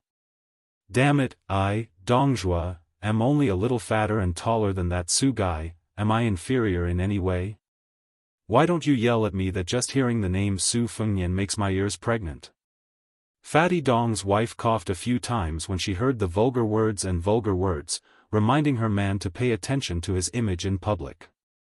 Dong Zhuo turned a deaf ear and continued to talk to himself. If it were me, not to mention 5,000 taels of gold, even 500 taels of silver would be fine. His wife, who was already burning with anger, glared at him and said, Dong Zhuo.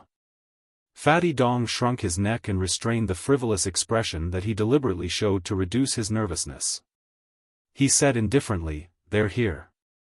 One person, one saber. Su Fengnian began to break the formation. After more than a month of bloody siege, the northern Mang barbarians, who grew up on horseback, paid a huge price of more than 20,000 casualties. Facing the towering city wall to the north of Huda city, the northern Mang barbarians, from the captains who had to climb the city wall to the most ordinary soldiers, began to grow rapidly. As they rushed forward, they estimated when the crossbows of the city wall with all kinds of crossbows of northern Liang would shoot out, and they would collectively raise their shields. Of course, they wouldn't stop moving forward. Although it was inevitable that they would slow down their advance and even give the northern Liang archers on the city wall one or two more chances to shoot, northern Mang had proven that this seemingly unremarkable little trick could bring unexpected damage reduction effects. After all, the accuracy of the northern Liang's crossbows was too amazing. Even if they were advancing in formation, as long as they dared to ignore the splashing arrows, the northern Liang border army dared to kill them within 300 steps of the city wall in order to reach the city wall sooner. In front of Dong Zhuo's eyes, there were 3 densely packed armored torrents, which were almost mixed with all the siege weapons recorded in military books. The contributions of the southern dynasties couldn't be ignored. There was a battering ram cart pushed by dozens of strong men, a mobile opposite tower as high as the city wall, or even higher than the city wall. The opposite tower was wrapped in special cowhide that could stop rockets, and there were nearly 100 people hiding in it, a hook ladder with pulleys at the bottom, and a trench bridge that was originally only used to level the trench. Under the suggestion of Dong Zhuo's aides in the tent, once they were placed on the city wall, it would be like an artificial slope. At that time, the reason why Beimang was able to send 600 people to the city wall at the same time was because of the 2 trench bridges that turned something rotten into something magical. More than 30,000 infantrymen, and as many as 15,000 in the middle army that was mainly attacking the north side of Tiger Head City. The 2 flanks were slightly less in number, so they attacked the north side of Tiger Head City.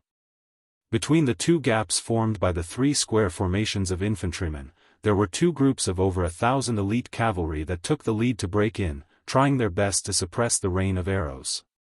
On the 2 outermost flanks, there were 2 groups of cavalry charging separately. Besides supporting the siege soldiers with their skillful archery skills to prevent the cavalry in Tiger Head City from attacking, they also needed to restrain the cavalry stationed in Huaiyang Pass from afar to deal with the lightning attacks of the Beiliang cavalry reinforcements that came and went as fast as the wind. According to Zhong Tan's valuable experience in sieging cities at Huluku on the Eastern Front, the continuous attack on Huda City should be led by about 10 Kiliarchs who were well-trained and close to the battlefield. Once there was an emergency situation where a Chiliarch lost 200 or at most 300 men, this troop should immediately withdraw from the battlefield regardless of the outcome. Then, a chiliarch in the rear should lead the troops to replace them in sieging the city. If these 10,000 men who were eyeing the city covetously found an opportunity on the battlefield, Dong Zhuo would also give them the military power to act as they pleased. They would not need to wait for orders from the commander-in-chief's tent and could immediately send their troops to the battlefield. Those chiliarchs who were hoping for a fluke and not to make any mistakes, because they missed the opportunity, before they could return to the camp, 2 of them had already been executed by the king of South Courtyard's cavalry. Because of this, 2 of the generals were demoted to chiliarchs. One of them managed to atone for his crime and eventually led 300 men of sacrifice to attack Huta's city's city wall. After killing a Bailiang lieutenant surnamed Zhu, he was personally beheaded by Lu Jinu and died on the city wall. His corpse was nailed to the neck by a Bailiang soldier with a flying hook and hung on the city wall. After Beimang took back the badly mutilated corpse, Dong Zhuo personally sent the first generals to die on the central front battlefield into a coffin and sent people to transport it back to the southern dynasty. At this moment, when the 2 groups of cavalry who were charging ahead saw that lightning-fast figure crash into the central army's infantry, some of the cavalry who were proficient in riding and archery received orders from their commander-in-chief, almost simultaneously released a rain of arrows into the empty space in the center. Even though almost all of the cavalry had predicted that person's speed and did not shoot at him but at the area in front of him, they still only saw the arrows land behind that white streak. It was simply too fast. The 2 groups of cavalry no longer wasted the arrows in their bags and continued to charge forward. Chapter 1505. As Su Fengnian charged forward, his left hand lightly rested on the hilt of the saber at his waist. From the top of the city walls, one could instantly see the faces of the soldiers at the very front. It was early in the morning, and these Beimang barbarians were all holding shields, breathing out large mouthfuls of fog. Many of them were in their prime, perhaps having been veterans of Beimang for many years. Perhaps there was still some nervousness in their eyes, but they did not have the slightest bit of confusion that one would have when entering a battle for the first time. This was not strange. Whether it was a cavalry charge against a cavalry charge or a heavy infantry charge against a cavalry charge, the soldiers at the very front were all first-rate elites who were most skilled in battle and were not afraid to die. This was because what they were doing was precisely rushing to their deaths. Bailiang defended the city with crossbows, then crossbows, and then crossbows. These 3 axes had already made Beimang's infantry suffer greatly in both Crouching Bao City and Xiaguang City. And among those first crossbows, there was a sense of hierarchy based on the weight of the crossbow. Ballista, big yellow ballista, and fanning ballista. These were the 3 most famous heavy ballista of the northern Liang border army. Under the control of the ballista, the ballista, the ballista, and the ballista, bolts were shot out one after another. Before Su Fengnian broke into Beimang's battle formation, bolts shot out from the top of the city walls behind him. The bolts were tied to the bowstrings, completely capable of piercing through a horseman and his horse. The bolts were as large as spears. One of the bolts flew over Su Fengnian's head and struck a moving building, directly piercing through it. The huge bolt did not stop there, carrying the blood of the corpses within the building with it. It landed in the infantry formation behind the building, shooting a soldier who had mistakenly thought that he was lucky enough to be hiding behind something so that he could at least die a little later. The bolt pierced a large hole through his chest and shield. The terrifying penetrative force caused the soldier to die before he could even feel the pain. Su Fengnian instantly pulled out his cold saber, breaking the formation by himself. Facing Su Fengnian head-on, Beimang's foot soldiers on the front line, several soldiers who were responsible for shielding the archers behind them from the rain of arrows slowly raised their shields. Su Fengnian pierced through the Beimang soldier's shield and body at the same time, and the 2 halves flew to the sides. In this straight line, the shield bearers at the front and the archers at the back all exploded into a bloody mist without exception. For some unknown reason, compared to those who died in the vertical direction, those who died in the horizontal direction died silently. Perhaps they were stabbed by a mysterious object that was as hard to detect as a thin needle. Perhaps they were stabbed by an imperceptible red dot from their temples. Perhaps they were stabbed from one shoulder to the other, or perhaps they were stabbed through their hearts. Their deaths were inexplicable and not shocking at all. Only when their corpses fell to the ground would some blood slowly flow out from their wounds. The figure who broke through the thick formation was already far behind the corpses. With an astonishing speed that ordinary martial artists could not reach with their naked eyes, the childhood sweetheart Huang Tongruan madly spun around the 4 prefectures of its master. 4 flying swords rose into the air. It was as if a sharp weapon had drawn out a bloody groove on his skin. After Su Fengnian broke through the formation 160 steps in one go, his figure paused for a moment. He raised his head and looked over. As expected, there were already 3 Northern Mang martial way experts who had moved upon hearing the scent of blood nearby. Even further away, there was also a group of experts rushing over in succession. However, Bei Mang's foot soldiers did not slow down because of this. They brushed past him amidst the deafening sound of the war drums. When Su Fengnian arrived at Huda City and saw Bei Mang's extremely orderly retreat, he already felt that it was very difficult to deal with. At the same time, he admired Lu Jinu of Huda City even more for his ability to defend the city.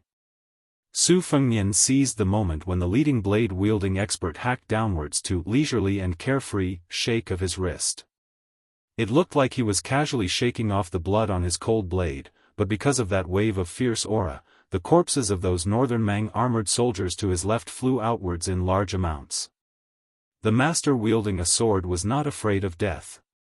He poured all of his chi into the sword that he thought had reached the realm of perfection. There was a light green gang chi at the tip of the sword.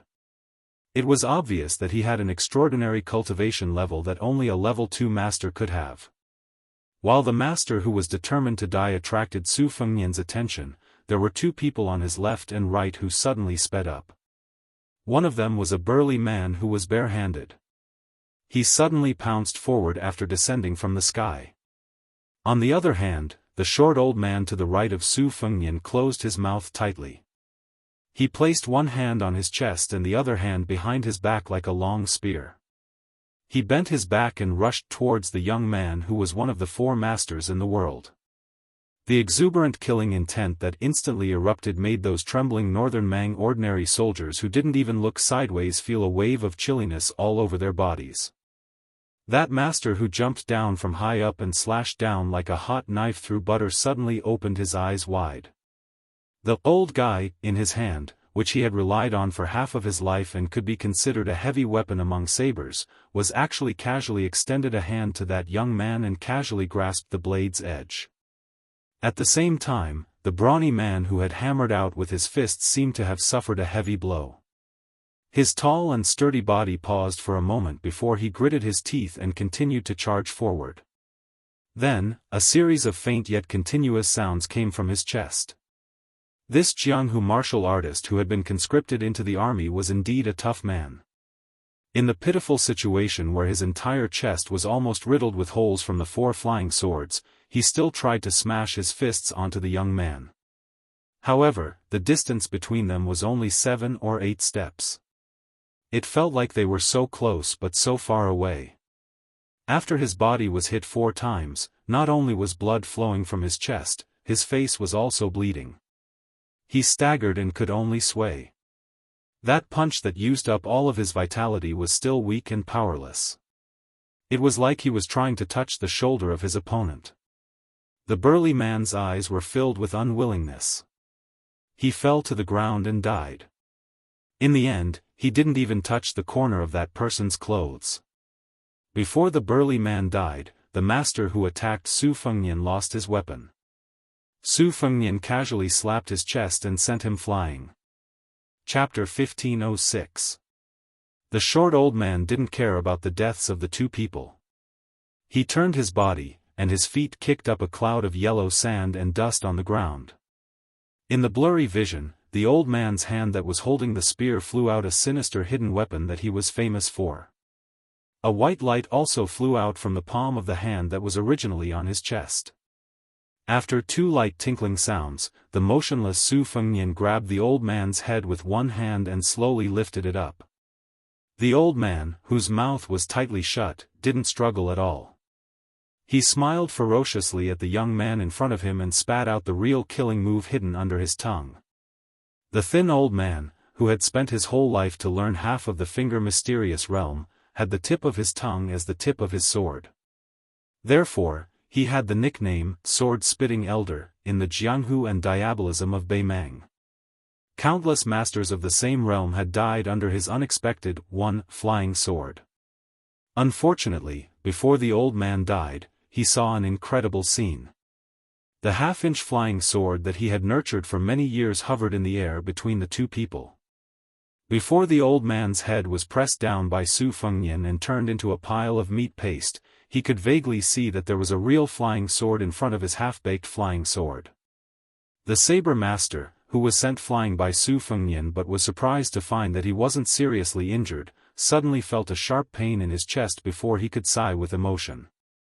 After falling to the ground, he found that there was a crossbow arrow that was almost as big as an iron spear in his chest. On the city wall of Huda City, a crossbowman fiercely slapped the back of the head of the ballista leader who was sweating in fear. The ballista leader, who had been paying attention to the situation below the city wall, said angrily, "Damn it, Jiang Wensheng. Are you a spy sent by the barbarians of Beimang? It's fine if you can't shoot the enemy, but how come you almost hurt our prince? Just 4 or 5 steps away. Do you still want to be a crossbowman? Alright, scram to the side. I'll do it myself." The crossbowman from Huda City named Jiang Wensheng was young, but because of his outstanding eyesight and amazing eyesight, he had already been ranked as one of the most valiant crossbowmen in the border army. At this moment, he had a long face and did not even dare to fart.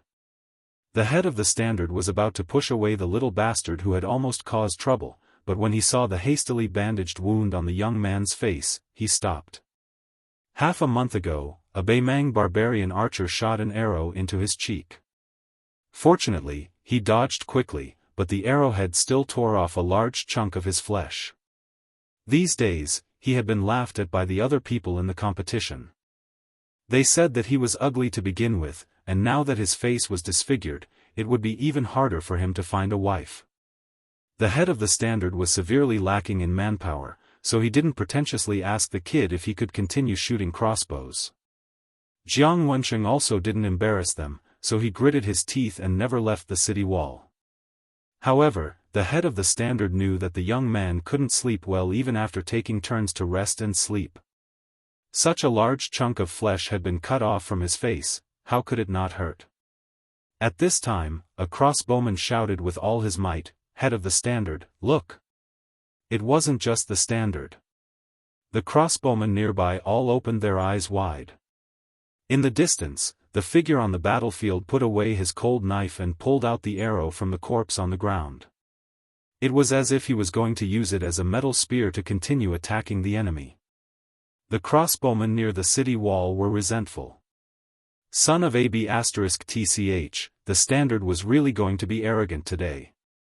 The head of the standard chuckled and slapped Jiang Wensheng's head again. "Does it still hurt?" The young soldier grinned and accidentally pulled on his wound. He immediately grimaced, smiling brightly as he gasped, "Hurt my ass." The head of the standard looked around and roared, "What are you daydreaming about? When the enemy is 200 steps away, the arqueballistas are still the same. The rest of you, switch to foot crossbows. Just ride the northern Mang barbarians like they're riding girls." On the battlefield, Su Fengnian raised the arrow and looked forward. Further away, Dong Zhuo narrowed his eyes, his face dark. It was normal for people to die, especially with Su Fengnian personally taking action. As the king of the southern courtyard, he didn't feel any pain when a few Jianghu experts died. However, if the death was less valuable than expected, if it was in the imperial court and not on the battlefield, then Fatty Dong would definitely jump up and curse. The young wife beside him, who liked to compete with the noble wife, frowned and said softly, "It's not that sending them in batches to be killed by Su is ineffective, but they might not be able to last until Tuoba Bodhisattva arrives. It's best if husband withdraws to the rear and let those level 1 experts, especially those at the finger-profound realm, attack together.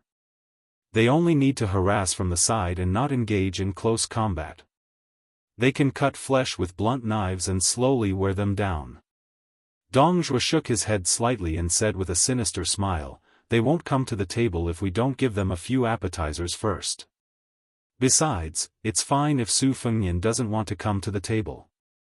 Since he killed one of my experts today, I'll let Huda City move away 100 more corpses today. Let's see whose patience and temper are better. I, Master Dong, have a big family and a big business. I can afford to fight." Dongzhuo suddenly turned his head and said sternly, "Pass down the order. Let Cui Hong lead another 15,000 soldiers to form a formation and advance. At the same time, tell the 3 generals on the front lines that in today's attack, they are only allowed to retreat after every 1,000 casualties. Send out sabresmen to supervise the battle. Anyone who dares to retreat without permission will be killed. After the battle, punish their families and tribes." Soon, the Dong family army's crow pen went to convey the military order. Dongzhuo tapped his teeth and said softly, "If they have the ability, let me order them to retreat only after every 1,000 casualties." Her scalp went numb. She asked in a trembling voice, "Husband, isn't this too extreme?" Dongzhuo snorted and said in a deep voice, "As long as we cross the threshold of Huda City, then the main army under my command will be able to challenge Beiliang's 300,000 border soldiers. If they went one step further, as long as they crossed Beiliang and smashed the Su family's iron cavalry, there would be no other army in the world that could compete with his Dong family army. If one more person died here today, then maybe 10 fewer people would die in the central plains of Liang. This account was worth it." Chapter 1507. Su Fengnian's existence was like a reef in a river. Although it stirred up huge waves, it couldn't stop the surging torrent. On the battlefield north of Huda City, the cavalry on both sides of the infantry phalanx had already suppressed the enemy with several rounds of projectile shots. The shield-wielding infantrymen at the head of the tide raised their shields outside the city. The archers at the back braved the rain of arrows from the city and launched the first wave of projectile shots. While the shield-wielding infantrymen and archers were attacking and defending, the scaling ladders and towers suddenly sped up in the gaps between the phalanx. While the latter attracted the attention of the Beiliang's crossbows, the archers under the cover of the shield-wielding infantrymen didn't stop shooting. More Beimang soldiers, who acted as men of sacrifice, began to run wildly. They didn't wear heavy iron armor, only lighter leather armor. They held a shield in one hand and a saber in the other. These men of sacrifice, who had been conserving their energy during the advance of the phalanx, began to charge forward when they were 150 steps away from the city. They would play the most bloody role in the history of war. Almost at the same time, nearly 100 scaling ladders raised high by the Beimang soldiers were placed in the gaps between the battlements. As the name suggested, the 10 or so towers, which were almost as tall as the city, formed a pattern of confrontation with the city after they stopped. At this time, they seemed to show their ferocious faces. The thick cowhide, which was called a mask by the remnants of the southern dynasties of Beimang, was suddenly torn off. The archers hiding in the towers were all great archers of the grassland. Compared to the archers who created the rain of arrows behind the shield-wielding infantrymen, their accuracy was far better. They wanted to kill as many soldiers of Huda's city who could hide in their blind spots as possible. Between the towers, the scaling ladders with iron hooks at the top were like maggots in tarsal bones, biting the body of the giant of the northwest border, Huda City. At the same time, the ordinary soldiers who pushed the scaling ladders first began to climb the ladders with their shields. The shields in their hands were smaller than those of the shield-wielding infantrymen, but they were sturdier than the men of sacrifice who had followed them to the city. These soldiers' duty was to open a path for the men of sacrifice behind them. They didn't expect them to be able to reach the top of the city, so they simply didn't hold any weapons. They were purely using their flesh and blood and even their lives in exchange for that little bit of height. In the distance, a group of elite cavalry appeared beside Dong Zhuo. Their iron armor was particularly bright, but it wasn't flashy. Each of them had a big bow, a light crossbow, and a saber. There was an iron spear hanging on the side of the saddle. They were the elite guards of the Beimang royal court, Yelu and Murong. They were the Iron Guards of Xie Shui, the Iron Guards of Shui, the elite guards of Immortal's royal families. The only heavy cavalry of Beimang that had never appeared in the world was selected from the Xie Shui guards. From this, it could be seen that Beimang relied heavily on this army. 200 Xie Shui guards surrounded a young man and woman. The man was wearing a light yellow boa suit. He was born with a rough appearance, but he seemed to be ill. His face was pale, and he sat on the back of a Fergana horse. He was slightly bent and seemed to be restrained. On the other hand, the graceful and generous woman beside him seemed to be more adapted to the atmosphere of the battlefield than her man. She squinted her eyes and looked in the direction of the city wall. Occasionally, she would retract her gaze and look at the figure that was constantly breaking the formation and getting closer and closer. She exuded a deep and gloomy aura. In her chess and sword music school, except for Taiping Ling, who was still the emperor's tutor, and Hong Jingyan, who was fighting at the mouth of the gourd, there were a few other famous poets. The ancestor of bronze men was missing, the great music school had died in battle, and Huang Qing, who was close to the sword Qi, had also died. Therefore, as the famous poet of the chess and sword music school, Han Gu, she, who had always been regarded as the graceful crown princess of Beimang, had almost forced her man to come here. She wanted to see with her own eyes the culprit that could cause the collapse of half of her sect. The crown prince of Beimang, Yelu Hongkai, whispered, "King of the South Courtyard, that guy is still breaking the formation and coming here. Should we retreat a little later?" Dong Zhuo chuckled and didn't say anything. Fatty Dong's wife, the fifth fox, frowned. In the past, she had heard from the woman who always competed with her for the title of first wife that Yelu Hongkai seemed to have been scared out of his wits when he was young. Now, he looked 70 to 80% similar to the late emperor, but his boldness was lacking. He even fainted at the sight of blood. Every time he went on a hunting trip with the empress, he could only rely on the prey that his personal guard, Xie Shui, caught to get by. The fifth fox quickly felt relieved. If Yelu Hongkai was as talented and astute as his father, he would have died a long time ago, just like many other Yelu descendants. Yelu Hongkai probably realized that his proposal was somewhat inappropriate, so he quickly found a way out for himself. He pretended to be calm and said, "King of the South Courtyard, aren't we waiting for the military god? The deeper the king of Beimang breaks through the formation, the more energy he will need. If our position is too close to the front, won't that Su guy immediately run into a wall and retreat? When the time comes, the one surnamed Su will suffer and hide in Tiger Head City without coming out. Wouldn't that ruin the South Courtyard King's plan?" Dong Zhuo finally turned his head slowly and looked at the burly man with the most distinguished status in Beimang. He smiled and said, "Your Highness is right. Luring the enemy deep into the enemy's territory with a deep understanding of the art of war is also good. Let's do as Your Highness says. How about we retreat 500 steps?" Yelu Hongkai whispered, "Will 800 steps be safer?" Dong Zhuo laughed and said, "Whatever Your Highness says." Dong family's personal army and the crown prince's cowardly Shui iron guards began to withdraw. Those hidden experts and arqueballista formations also began to move. Yelu Hongkai immediately smiled widely, even his waist subconsciously straightening a bit. It was unknown if this crown prince who was like a puppet in Beimang's imperial court was rejoicing that he escaped danger, or if he was enjoying the great sense of accomplishment brought by Fatty Dong's respect. Yelu Hongkai reined in his horse and turned around. When he was about to raise his whip in high spirits, he suddenly heard Dong Zhuo cough a few times from beside him. The crown prince stared at this king of the South Courtyard in confusion, his face full of confusion. Fatty Dong secretly moved his chin. Only now did Yelu Hongkai notice that his wife was still standing in place, having no intention of retreating with him at all.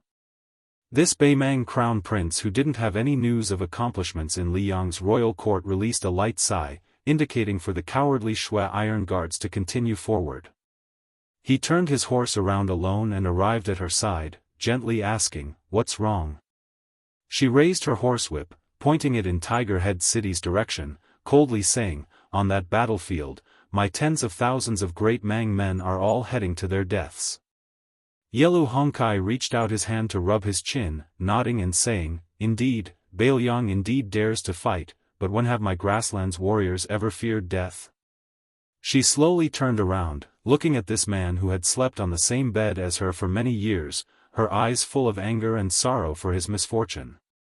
At the same time, her limpid eyes seemed to be asking this man who was the future lord of the grassland's men didn't fear death, to the extent where even the king of Bailiang dared to personally charge into battle, then what about you, Yelu Hongkai? Yelu Hongkai didn't seem to dare look the crown prince's wife in the eye, lowering his head and saying, "Let's go." She lowered her horsewhip, saying with a sneer, "How can retreating 800 steps be enough? It's better if we directly return to Shijing." After turning around, she took the lead to head north, leaving behind a cloud of dust. Yelu Hongkai looked at her rear figure, his lips moving slightly, but in the end, he still didn't release any sound. Behind this couple, further south of that lone figure, a great battle was raging in Huda City. Huda City's unparalleled and sturdy defense line was a line that separated the living and the dead. On the northern defense line, the city wall was 15 feet tall. The top part of the wall was filled with mortar mixed with tung oil, glutinous rice, and lime. Just this part alone could be more than 10 feet tall, and 7 layers of bricks were added to it. On the city wall, other than the main arrow tower above the main gate, there were 12 piers, 8 large crossbows, and 2 turrets built on the east and west sections. The Bailiang frontier army had battlements and parapets on both sides of the city wall, which was known as the Horse Path. There were more than 2,000 arrow stacks in Huda City that could be used for archery and observation. Every brick in this city located in the extreme northwest of the Liang dynasty had a seal on it, clearly indicating the era, the kiln, and the name of the craftsman to prevent the craftsman from dereliction of duty. In the northern direction of Huda City, there were 3 gates, the main gate, the arrow tower, and the gatehouse. Lu Jinu, the commanding general of Huda City, stood on the top of the tallest arrow tower, overlooking the entire city from above. This was because Hong Jia, who had brought many scholars and craftsmen to Beimang, had rushed north. In the history of warfare, there had never been a time when a nomadic tribe had attacked a city in such a high level, overshadowing many local dynasties in the Central Plains in history. More importantly, Beimang had never been so determined to abandon their horses, and they were still so fearless even after dismounting to fight. Huda City claimed to have the richest and most complete stockpile in the Liang dynasty, and it was also Bailiang's largest stockpile of weapons. However, in less than 2 months of defense, more than 4,000 crossbows had been damaged. Half of the crossbow platforms had been destroyed, and more than 20 winches used to store battle equipment had been destroyed. As a result, Huda City had to replace the greatly reduced power of the brick and clay battle equipment. More than half of northern Mang's 1,000 or so death-sworn soldiers who made it up the city walls were either injured or killed. Even though there were more than 10 death-sworn soldiers who made it up the city walls, in the end, they still couldn't gain a firm footing. Below the city walls, there were layers upon layers of corpses and wounded soldiers who couldn't be dragged out of the battlefield in time. The former were silent, while the latter howled in grief. Their casualties, apart from the arrows that poured down from above, could also be caused by a country's pot of boiling oil, rolling batons, or even batons similar to those used by Navy ships. A single strike from these batons could instantly shatter an entire cloud ladder. Meanwhile, the northern Mang strong soldiers who climbed up the cloud ladders were as weak as mosquitoes, killed on the city walls with a single strike. Chapter 1508. Compared with the bravery of the men of sacrifice on the ladder, the Beimang archers in the giant towers outside the city caused significant damage to the defenders of Tiger Head City. Compared with the Beimang soldiers who had to pay the price of less heavy armor in order to climb up the city quickly, the Beiliang frontier army's armors were tougher and sturdier. Earlier, the archers of the Beimang's two flanks and the archers behind the shield soldiers seemed to be dense, but they could not cause any real damage unless they hit the vital parts. However, the Beimang's arrows could almost be called a face-to-face, close-range shooting, especially when they were all excellent archers. One by one, the defenders of Tiger Head City had their throats and eyes pierced through. Many Beiliang soldiers even had their armors pierced through on the spot. The ladders in the infantry phalanx were constantly placed on top of the city wall. After more than 1,000 light-armored men of sacrifice opened a path for the rear to buy time, Beimang would not give Tiger Head City any chance to breathe. Soon, the strong men of Beimang wearing iron helmets and chain armor began to climb up the tower. If the first batch of men of sacrifice were all agile Beimang infantry, then this batch of strong men of sacrifice could be said to be comparable to the heavy infantry of the Central Plains who had almost destroyed the cavalry in history if they put on real heavy armor. When these strong men climbed up the city wall, even if the arrows shot down from the top of the city wall were close at hand, they only paused for a moment with their shields raised. Occasionally, a powerful Beiliang archer would shoot an arrow through the shield and the sharp arrowhead directly into the arm, but they would never flinch. In the deafening sound of fighting, a Beimang man climbing up the tower had 4 or 5 arrows nailed into the shield on top of his head. He was in the prime of his life, a man from a small tribe on the northern grassland. For him, there was no royal court or Aquarius state. This time, he followed the army to the south only because he wanted to accumulate enough military merits before winter this year so that his son, who was growing up, could have enough meat to eat and be promoted by one level with him. He hoped that his son could walk out of the unpredictable grassland in the future and have a chance to go to the central plains of Liang on his behalf. As for himself, he did not expect to leave the battlefield alive. This Tiger Head City was too hard to shake, which was very different from the rumors when he joined the army. However, he was not annoyed because he was deceived. Even if he died in the battle, the pension would be enough for his son to grow up and let his son grow into a grassland man who was not inferior to him. Out of the corner of his eye, the strong man wearing iron armor and a shield on top of his head saw that a tower opposite the city wall was heavily smashed down by a baton. The tower shook violently and the top of the tower was smashed into pieces. More than a dozen master archers were killed on the spot and merged into the tower like meat paste. He breathed heavily, gritted his teeth, and continued to climb up. Then, he left the ladder in an instant. Not only him, but 3 or 4 strong men behind him also met the same fate. His heart immediately turned to ashes. Immediately afterwards, he and several other Beimang strong men's backs smashed into the city wall near the ladder at almost the same time. They were like a bunch of pitiful grasshoppers that were strung up by ropes. The man who fell until he was completely dizzy held his shield tightly, raising his arm to block above his head. Sure enough, immediately afterwards, there were light crossbows that shot down from above the city wall. He who temporarily escaped this disaster knew that the true danger was still to come. Their group had their armors hooked by Beiliang's flying owls. This type of weapon used specifically to deal with great Mang strong men was a 7-zhang long iron chain. There were sharp flying hooks nailed to the iron chain every 3 feet. Once the latter armored soldiers were hooked, they wouldn't be able to control themselves, quickly being dragged up. What welcomed them were spears one after another. He had personally seen many strong men die miserably under these flying owls. If he hurriedly removed his armor at this time, trying to escape by jumping off the city wall, it wouldn't be realistic at all. He who was suspended at the very top of the iron chain lowered his head, roaring angrily, "Hold the warblade tightly." This iron chain flying owl was pulled back by several Beiliang soldiers. The 4 Beimang strong men's iron armor grinded against the walls, releasing chi-chi noises. Out of the 4 of them, he was the first to climb up to the top of the city wall. His mind was blank. He instinctively turned around and faced the top of the city wall. After he was pulled out of the city wall, he held his shield in front of him. Instantly, his shield was hit by a spear and smashed into his chest. However, when he tried to swing his saber randomly, a northern Liang guard on the city wall wielding a strange straight saber smashed into his head. Blood splattered everywhere, and he died on the spot. As for the 3 strong men who were dragged onto the city wall after his death, they either died under this type of axe or spear. Their corpses were removed from the flying owl and then casually pushed off the city wall. Then, that flying owl was flung off the city wall again.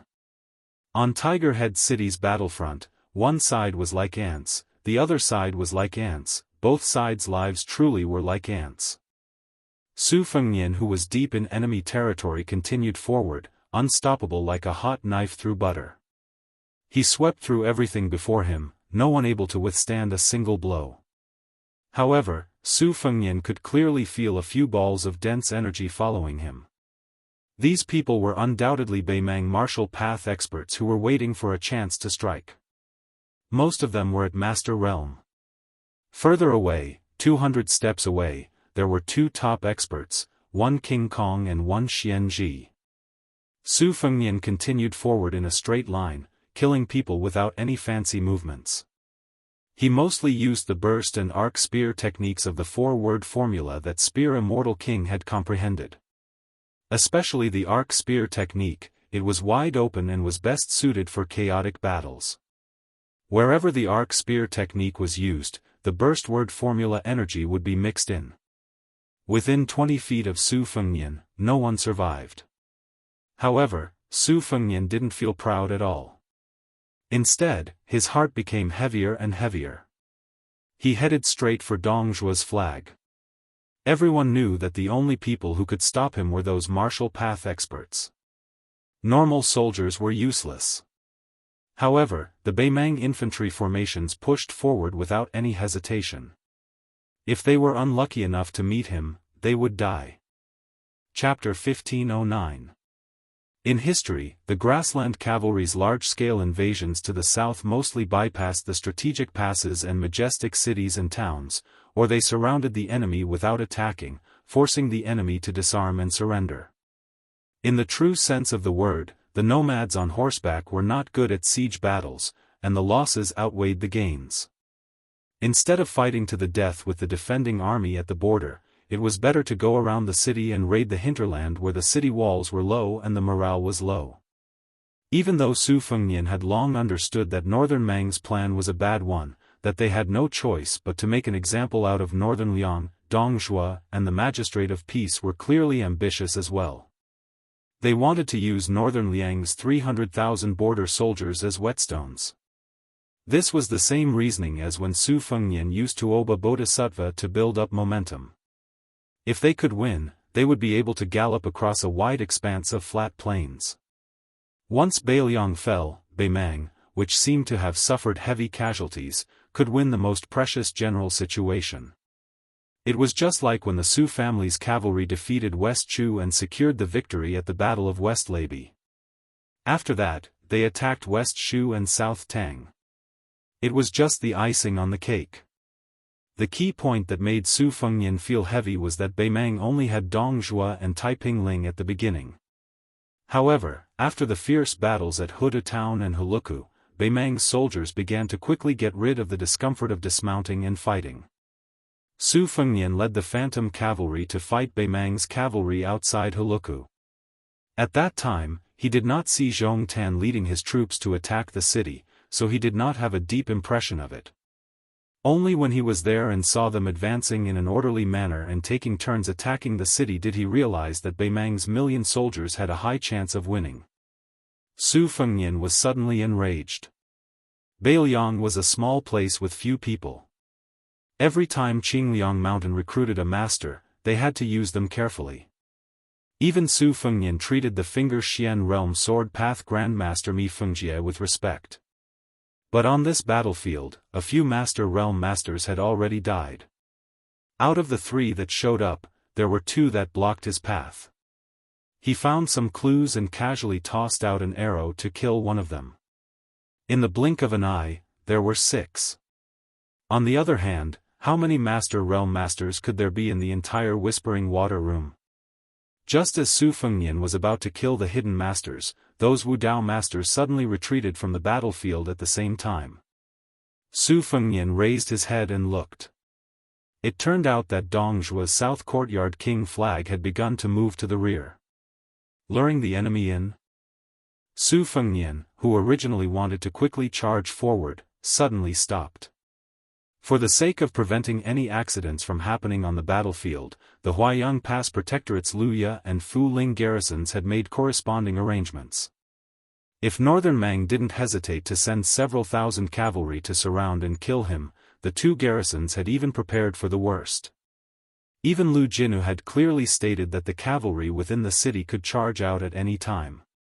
Su Fengnian had his eyes on Huda City, so he was confident that he could charge in alone and leave the battlefield. However, at this moment, Su Fengnian suddenly had a bad feeling. Dongzhua's breakthrough point, or Beimang's breakthrough point, wasn't Huda City or Gourd Mouth, but Beimang's Lu province that both sides had their eyes on at the start but had tacitly given up on as the situation changed. At that time, he had suggested Chu Lushan and Yuan Zhuozong to launch an astonishing strategy. They wanted to use the Great Snow Dragon cavalry that had been biding their time and a genuine heavy cavalry as the main force to move their forces and swallow up Yang Yuanzhan's army. They would first invite the enemy into the jar and then catch the turtle in the jar. In that case, was it possible for Northern Mang to change their strategy before this and attempt to swallow up Lu province in one go? Before Su Fengnian arrived at Huaiyang Pass, he had already followed the plan and asked Chu Lushan to give Ko Jianghuai the title of Lu Province General. He would lead 3,000 cavalry and 6,000 Liangzhou infantry to assist Lu Province and work with the Longxiang army to guard the Lu Province battlefield where Tuoba Bodhisattva had joined the battle. Su Fengnian stood where he was and looked towards the west, towards the distant Lu Province. At this time, more than 20 cavalry had unknowingly followed the king of Beimang into the battlefield, each of them carrying a sword. The two at the front were the sword crown Wu Luding of the Wu family sword tomb and the female sword attendant Cuehua. Wu Luding rode up to Su Fengnian's side. This young swordsman said with a mischievous smile, "You don't dare to advance anymore?" Su Fengnian didn't say anything. The sword attendant Cuehua, who was used to closing her eyes to rest, frowned and said in a low voice, "Let's get down to business." Wu Luding immediately kept quiet out of fear and helplessly said, "Protector General Chu wanted me to pass on a message.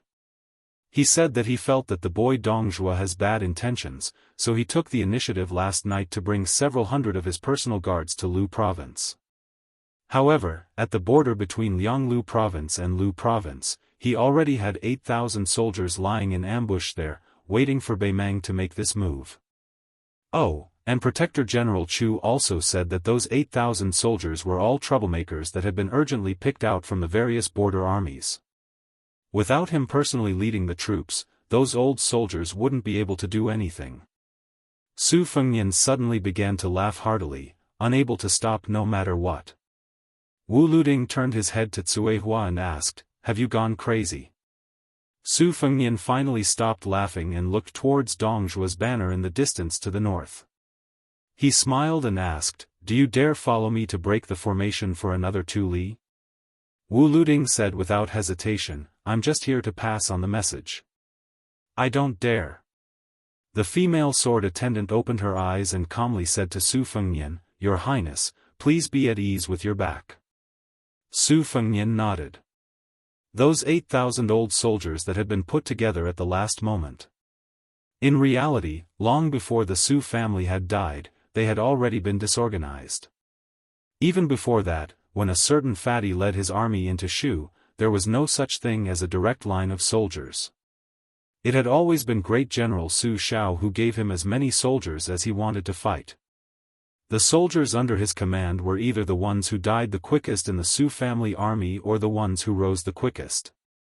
If one had to give him a name, there was one. It was a battle that had made him famous when he was young. It had taken place by a river. At the time, of the 8,000 cavalry that he had put together, only 400 had survived. After Su Fengnian's hereditary title as the king of northern Liang, he had a casual conversation with Fatty, who was the governor of northern Liang, at Huaiyang Pass. Only then did he know that ever since Fatty had led troops in more than 70 battles, there were about 10,000 people left in northern Liang who had served under him and had not died. The older ones had already become the family heads of the general families. Most of them were young men in their 40s in the army. The most useless of them should be at least a standard commander at the very least. If Su Fengnian remembered correctly, that river was called the Yeluo. At the border bordering the cold stream, a fatty who had just put on his armor and mounted a horse looked at the cavalry in front of him, those familiar faces. He laughed and asked, "Everyone, how does it feel to go from a general to a lowly soldier under my, Chu Lushan's, command?" The cavalry roared with laughter. The fatty beamed and said, "I hear that there are quite a few people from the infantry who came here to make up the numbers. I, Chu Lushan, am a sentimental person and will not bicker with you all. Presumably, after all these years, you haven't fallen too far behind in archery and horses." The cavalry laughed even louder. The fatty's face suddenly seethed with killing intent as he viciously said, "Everyone here knows an old rule. If you follow me into battle and don't die, you'll be promoted. This time, I'll have to disappoint all of you. It's hard to say if you'll die, but even if you don't die, you won't be promoted. Let me say this first, the enemy this time is the cavalry under the direct command of that Dong Zhuo of Beimang. There are at least 20,000 of them. We only have 8,000 people. What do we do?" A solemn silence reigned. Chu Lushan suddenly clasped his fist and said, "Then I invite everyone to make another trip to the Yeluo with Chu Lushan." Chapter 15:10. In the northern part of West Shu, there were 9 mountains that looked like swords. Among them, where the big and small swords faced each other, the old emperor of West Shu chiseled a rock to open the door. People called it the Sword Gate. This was because after Liang unified the Central Plains, the Swords Gate mountain road had been banished into the Cold Palace. For many years, only those small merchants would travel through this road. As for the Sword Gate, after Jian Zhouhuang's death battle with Wang Xianji in Martial Emperor City, some people said that the reason for its nickname was due to the fact that Jian Zhouhuang had comprehended the art of swordsmanship while observing the mountains.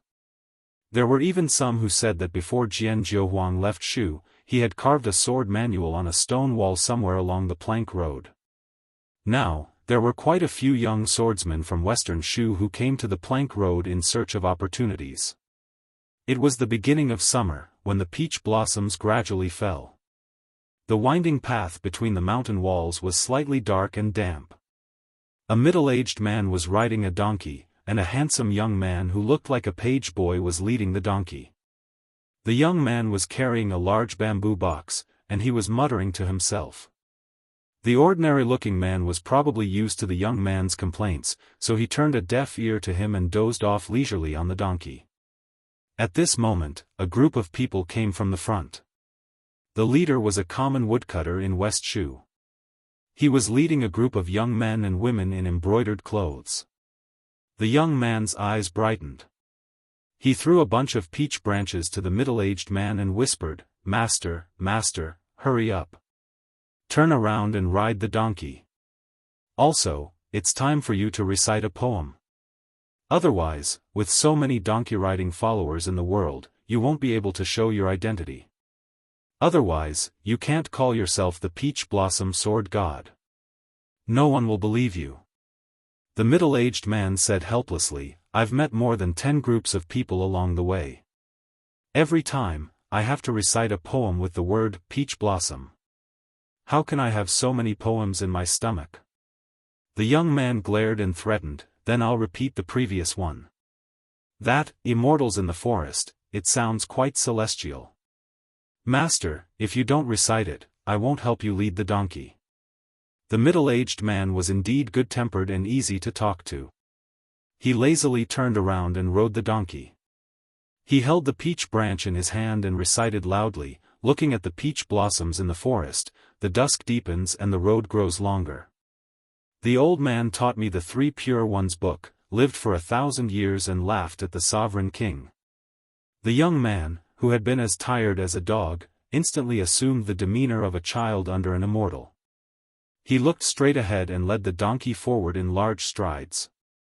When the group of young masters and young ladies who hired the woodcutter to lead the way saw this scene, they were stunned at first.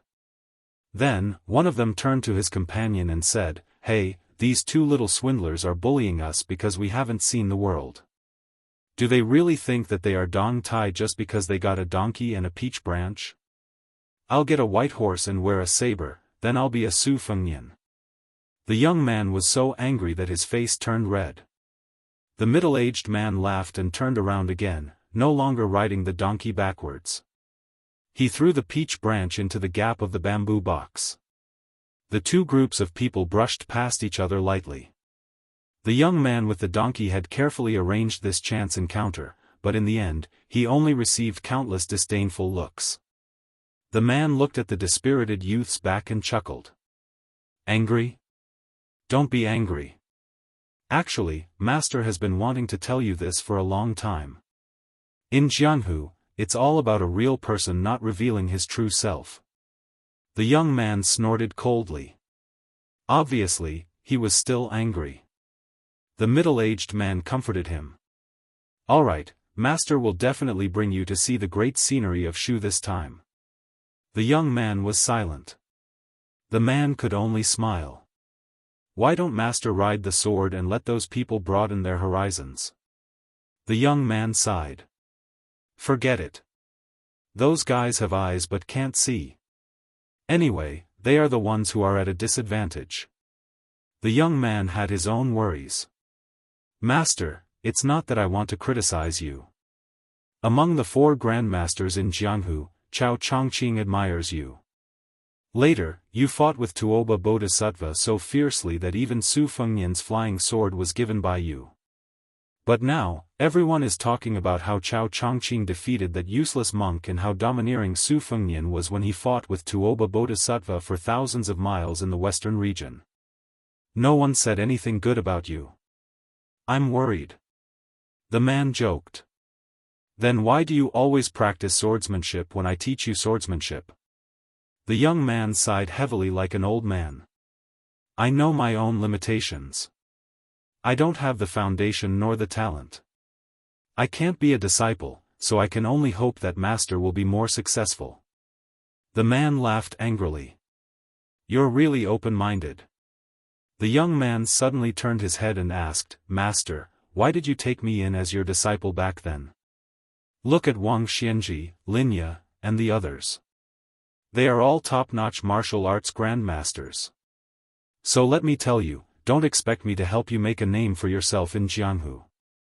The man said casually, "Master, what do I need that for? Besides, it's great to live happily and die without regrets. Do you think that Chao Chongqing, Su Fengnian, and Tuoba Bodhisattva can do this? They can't do it. If Master were to die tomorrow, you would be able to rely on yourself and not have to worry about food and clothing. So I don't have too many people and things to worry about. Su Fengnian can't let go of his father's inheritance, Chao Chongqing can't let go of Dechu's empire, and Tuoba Bodhisattva can't let go of fame and fortune. Don't be envious of these land immortals who don't live happily." The young man sighed. "It's really tiring." It was the real peach blossom sword deity, Dong Tai. He smiled and said, "Do you feel less tired now that I've said that?" The young man chuckled. It didn't seem like he was trying to find joy in his misery. He said sincerely, "Master, you're right." There was a commotion behind the master and disciple. The young man turned his head to look. It was the young masters and young ladies who had turned back and stopped not far away. Then, they sent the woodcutter to run in front of them. He seemed a little embarrassed. He rubbed his hands and smiled at Deng Taya, who was on the donkey's back. "Can we discuss something?" Dong Tai smiled and said, "Brother, what is it?" The woodcutter lowered his voice and said, "Brother, I'm sorry. Those rich kids said that they want to buy a donkey from you. I can't afford to offend them, so I have no choice but to run this errand. Brother, if you're willing to sell it, I think you can raise the price and ask for 20 or 30 taels. I think they won't care about the difference." Before Dong Tai could say anything, the young man was already furious. He didn't vent his anger on the woodcutter. Instead, he turned to the group of rich kids and shouted, "Our donkey is not for sale. We won't sell it even if they give us 10,000 taels." Dong Tai, who had turned the donkey around, touched his chin and said softly, "If it's gold, we'll sell it." The young man, who wanted to see the world in chaos, added, "Count yourselves lucky. Master said that we'll sell it for 10,000 taels of gold." The woodcutter shook his head. These two people really didn't know the dangers of the world. They were in the wilderness. If that group of angry young people had bad intentions, would he have to report them to the authorities after he went down the mountain? Along the way, this group of men and women were all very arrogant. They kept talking about the governor of a certain county and a certain general. They didn't seem to be from an ordinary family. Just as the woodcutter was begging for peace, the 7 or 8 people had already walked over aggressively. One of them was a young man with a strong body and a sword hanging from his waist. He pointed at Dong Tai and sneered, "Old man, don't be so shameless. This young master is magnanimous. I'll give you one last chance. This donkey, I'll buy it for 50 taels of silver. It's not that I can't pay a higher price. This young master once spent 4,000 taels of gold in a month. However, I've always had a principle in life. Even if I'm a sucker, I still have a bottom line." The young man suppressed the anger in his chest and said, "Master, how can you tolerate this? In short, I don't want to tolerate this anymore. I want to make a move. I won't be able to deal with a grandmaster, but I'm more than enough to deal with these guys." Dong Tai glanced at a beautiful young woman in the group and then looked at his disciple. The latter swallowed his saliva guiltily. Chapter 15:11. At that time, Dong Tai had just left the Wu family's sword tomb and was not yet the peach blossom sword god. He was a nobody in Jianghu and had no interest in showing off his swordsmanship to others. He tolerated as much as he could. In the early years, it was this foolish disciple who had been beaten up by others when he saw injustice on the road. Perhaps this was his innate chivalrous heart. It was something that Dong Tai did not have.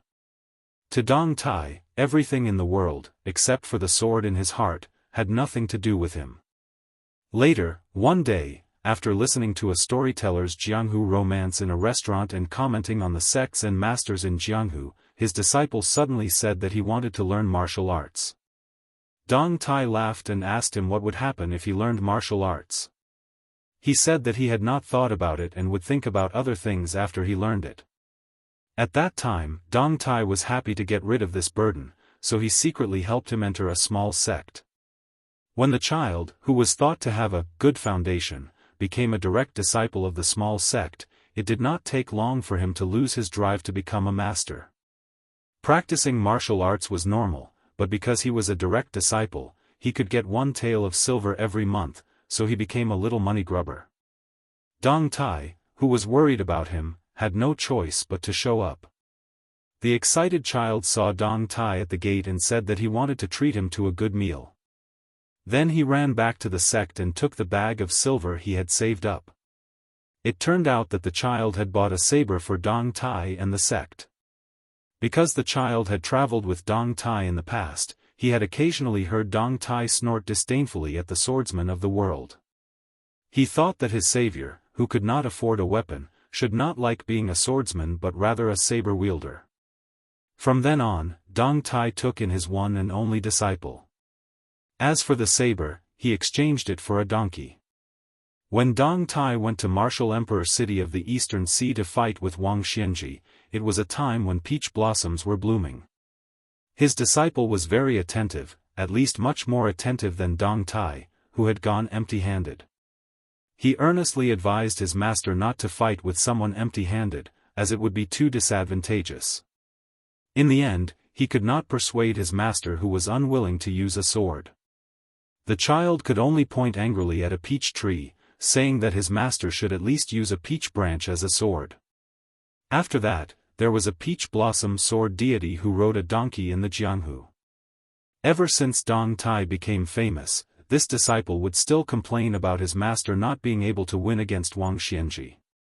He complained that Wang Xianji had an advantage in age, and that it was an unfair victory. He complained that Dong Tai gave that box of 12 flying swords to Su Fengnian, but he did not complain about his master not thinking about his disciple first when he had something good. Instead, he complained that his master never showed that box of flying swords in front of him, and treated him as an outsider. Because of this, he even had a cold war with Dong Tai for half a month. The youth also complained that the Jianghu did not have good eyesight. His master was clearly a grandmaster in the art of killing, but he had to stand shoulder to shoulder with the other three. Amidst these trivial complaints, Dong Tai felt that his ears were about to grow calluses. Then, suddenly, one day, he realized that this seemingly young disciple of his had really grown up. He began to steal glances at the beautiful women he met on the streets. It turned out that his lips were starting to grow stubble. Just as Dong Tai was in a daze, the tall and sturdy youth holding the sword angrily said, "My temper." "Hey, old man, don't be so shameless. Luckily, I'm not an unscrupulous disciple who uses his power to bully others. Otherwise, you would have already been beaten to the ground. Hurry up, 50 taels of silver, and the donkey is mine.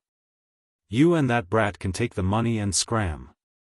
It's enough for you two poor bastards to go to the best restaurant in the Shu lands to eat and drink."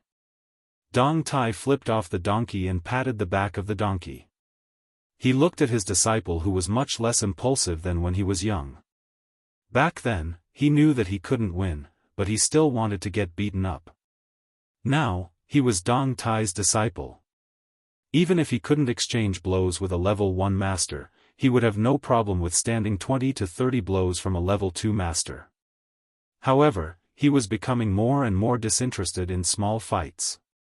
Dong Tai did not pay attention to the disciple, who was actually not too bad. He walked in front of his disciple and rubbed his head. He smiled lazily and said, "Disciple, although you don't have much potential, I am very happy to have a disciple like you." The youth felt his hair stand on end and said, "Master, what's wrong with you? You can't be sick, right?" Dong Tai smiled and said, "I'm just happy." In the crowd, a young man who drank too much waved his fan. He didn't put the donkey-riding middle-aged uncle in his eyes at all. However, that little bastard's eyes were too evil. Just now, he actually dared to secretly look at the girl he liked. Did he think that he didn't notice? The only daughter of the Western Shuizhou deputy general, was she someone that a donkey-riding young man could covet? He skillfully closed his fan and smiled at the youth. 50 taels of silver is not a small amount. If you want to go to the Jianghu, you can buy a good weapon. If you want to go to the imperial examinations, you can even buy a lot of books. Dong Tai heard these words that were like needles hidden in cotton floss and laughed it off. His disciple rolled his eyes and said to Dong Tai, "Master, let's go." "Ignore them." Dong Tai nodded and said, "Give me the bamboo box." The youth frowned and said, "Don't. Although I'm afraid of being tired, I'm more afraid of our donkey being tired." "Master, you're carrying it." In the end, it's still the donkey carrying it. It's not young anymore. Dong Tai glared at him and said, "Give it to me if I want you to." The youth reluctantly took off the bamboo box and handed it to Dong Tai. He couldn't help but mumble again. Large and small swords faced off against each other. Between the mountains, there was a strong wind. Occasionally, birds would fly past. Dong Tai rarely carried the box himself. He then smiled at his disciple and said, "You go down the mountain first." In the next moment, Dong Tai made a strange movement.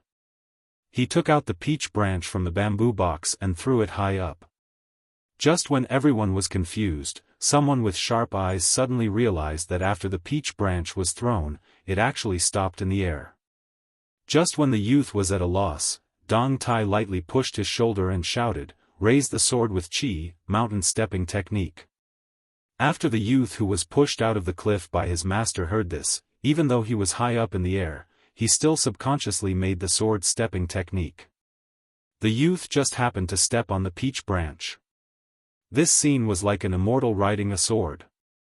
After a brief moment of panic, the young man, who had never eaten pork but had at least seen pigs run, suddenly laughed heartily and shouted, "Let's go down the mountain." The youth rode the wind and went down the mountain. His laughter echoed in the cliffs for a long time. How many Jianghu youths in the world dreamed of roaming Jianghu with a sword? How many people could be like the youth who was leading the donkey, flying around Jianghu like an immortal riding the wind? Dong Tai rode the donkey again and joked with the stunned youths, 50 taels of silver is really not enough to buy this donkey. Finally, Dong Tai glanced at the young lady that his disciple liked and said with a smile, "Little girl, remember that youth." He nagged Wuxia Xianxia about the martial emperor city, drank wine with Chao Chongqing at the same table, pointed at Guangling Crown Prince Zhao Yuang and cursed. Of course, the most important thing is that this guy gave me the nickname of Peach Blossom Sword God. Isn't he awesome? The young lady was so shocked that she couldn't speak.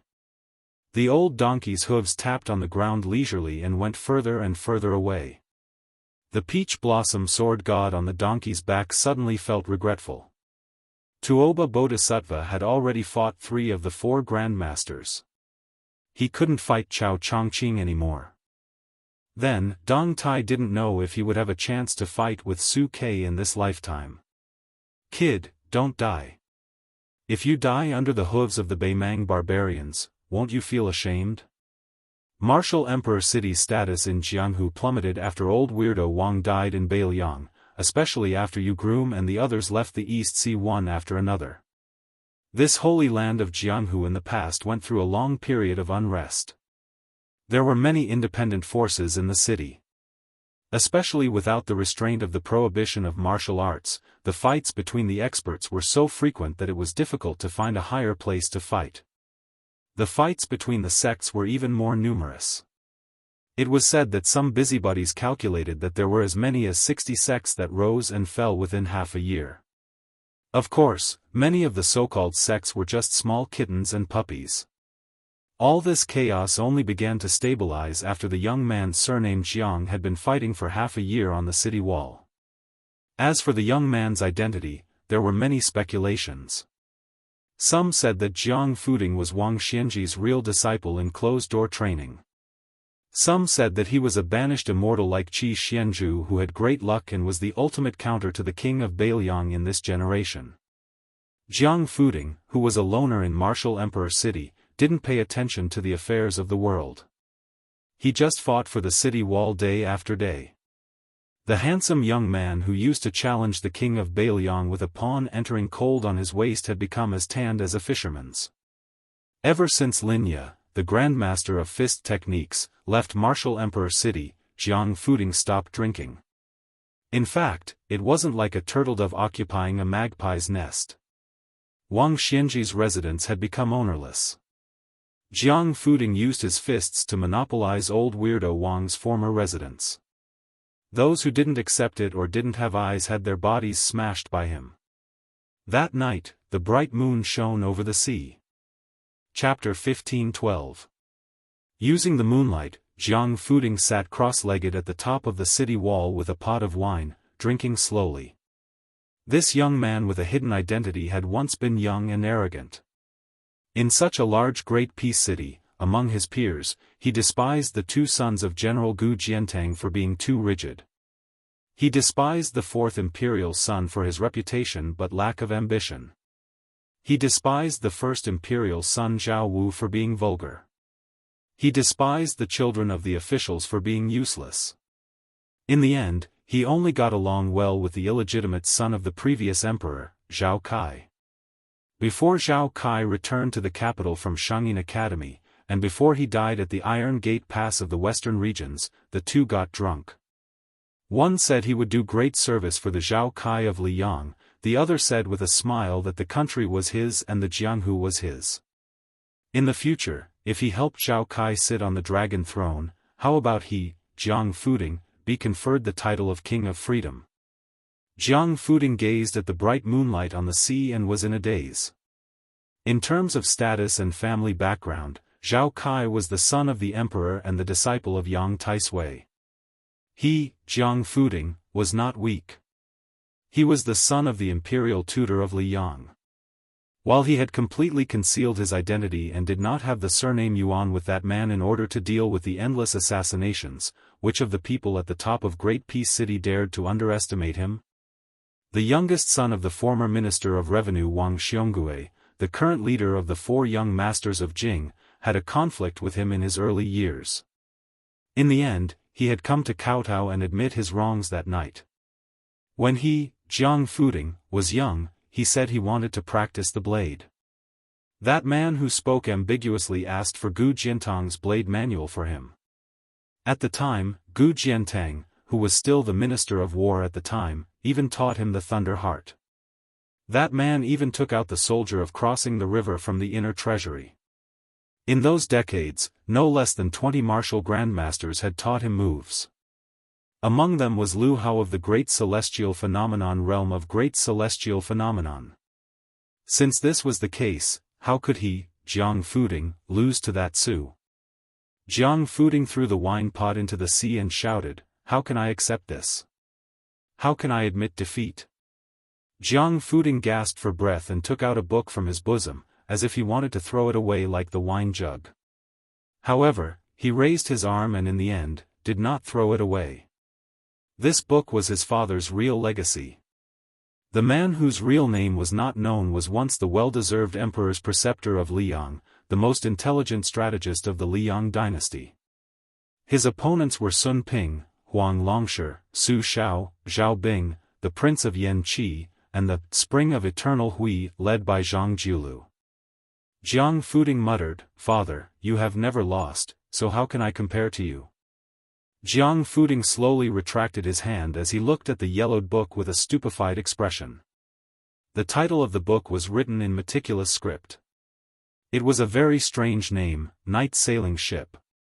Jiang Fuding knew the reason because that man once mentioned that among all the knowledge in the world, night sailing was the most difficult to deal with. At the beginning of the book, there was an absurd story about people from the three sects of Confucianism, Buddhism, and Taoism. The four of them were sailing on the sea together with an old boatman. The Confucian said that the study of saving the people was awe-inspiring and righteous. The Taoist said that the method of immortality was incomparably mysterious. The monk said that the profound Buddhism was like a fairy scattering flowers. The more the boatman listened, the more frightened he became. He was so scared that he almost threw away the bamboo wormwood in his hand. Later, the more he listened, the more sleepy he became. In the end, he accidentally threw away the bamboo wormwood, causing the four of them to be unable to return to the shore. This book was personally given to Jiang Fuding by Yuan Benshi when he brought Song Kelly out of the capital to travel north and south of the Great Jiang. He only said that the stories in the book were merely hearsay stories from the countryside. They were like scribbles, hardly worthy of being refined. It was purely the work of an old teacher who was bored to death. Other than flipping a few pages for his son to read, there was no other use for it. There were more than 200,000 words in this book, so every page was densely packed. Jiang Fuding could totally imagine the scene without any grandeur. A slightly reclusive old man was on duty in the Hanlin Academy under the identity of Yuan Pu. He had a bottle of cheap and good wine, a plate of fragrant peanuts, and a purple brush that was as sharp as a knife. He sat alone and drank. His strokes were very slow, and his strokes were very small. Every time he wrote something he was satisfied with, he would take a sip of the wine. Jiang Fuding carefully put the book back into his arms and lay back. He looked at the bright moon above his head. "When I was young, you told me that heaven and earth gave birth to me as a man. If I win, I'll be a hero. If I lose, I'll be a hero. If I die, I'll be a ghost. Jiang Fuding closed his eyes and said bitterly, but when you saw me for the last time, you said that it was enough for me to live well. After a long silence, the most reclusive young man in the martial emperor city fell into a deep sleep. Bathed in the morning light, Jiang Fuding finally opened his eyes and sat up. He said softly, I've made up my mind. The world can forget 100 or 1,000 Jiang Fuding, but they can't forget Yuan Benshi. Jiang Fuding stood up again and murmured with tears in his eyes, Father. I'll settle the score with Zhao Zhuan and Li Yang for you. I'll help Zhao Zhu sit on the dragon throne. I miss you very much. Su, if you're lucky enough to survive, we'll meet in the imperial court. Right at this moment, a little boy carrying a small bamboo basket ran up the city wall. His clothes might be shabby, but he was rather neat and tidy. When he didn't speak, his clean little face had a solemn expression that other children of the same age didn't have. When the little boy saw that familiar slender figure, he steadied his breathing and recuperated before shouting, Jiang Fuding. It was said that Wang Xianji's disciples, Yu Groom and Linya, loved to go to that little place for breakfast. A 7 or 8-year-old child's horizons were naturally higher. The child had a skinny dog and would walk the dog around the city when he had nothing to do. It was as though he was a general patrolling his territory. After Jiang Fuding arrived at the martial emperor city, there was no one to help him take care of his life. Especially after Linya left the Eastern Sea, she was very particular about everything. Therefore, she would casually settle her breakfast at that bun shop. Every time, she would spend 20 copper coins to buy a small basket of thin and juicy buns. As time passed, she became familiar with the little boy who collected the money. She would occasionally tease this little boy who was very rigid in everything he did and said. Jiang Fuding was also puzzled. How did such an easygoing couple raise such a strange child who was filled with the aura of an old scholar? The child who followed this old man and Linya with the surname Go passed the basket of buns to Jiang Fuding and said seriously, 20 copper coins. Put it down first. If you forget, I will remind you. Jiang Fuding said helplessly, Go don't care. It's only 20 copper coins. I won't forget you. The little boy stared and said, My surname is Go, and my name is Yu Fang. I took it from the saint's scriptures. When one's parents are around, one should not travel far. There must be a method to travel. Jiang Fuding, who had been quiet in the Eastern Sea for a long time, only showed some of the demeanor of the capital city's top-notch clan when he met this interesting child. He smiled and said, You don't even know who your parents are. Why do you need to have a method? In my opinion, that green-clothed girl who grew up with you, the nickname she gave you is more suitable. Go don't care, it's easier to call you that. The child put on a stern face and said, Don't say indecent things. Jiang Fuding laughed and said, What does a little kid know about etiquette? Back then, the scholar who told me about etiquette was Duke Yansheng of the Zhang family. The child frowned.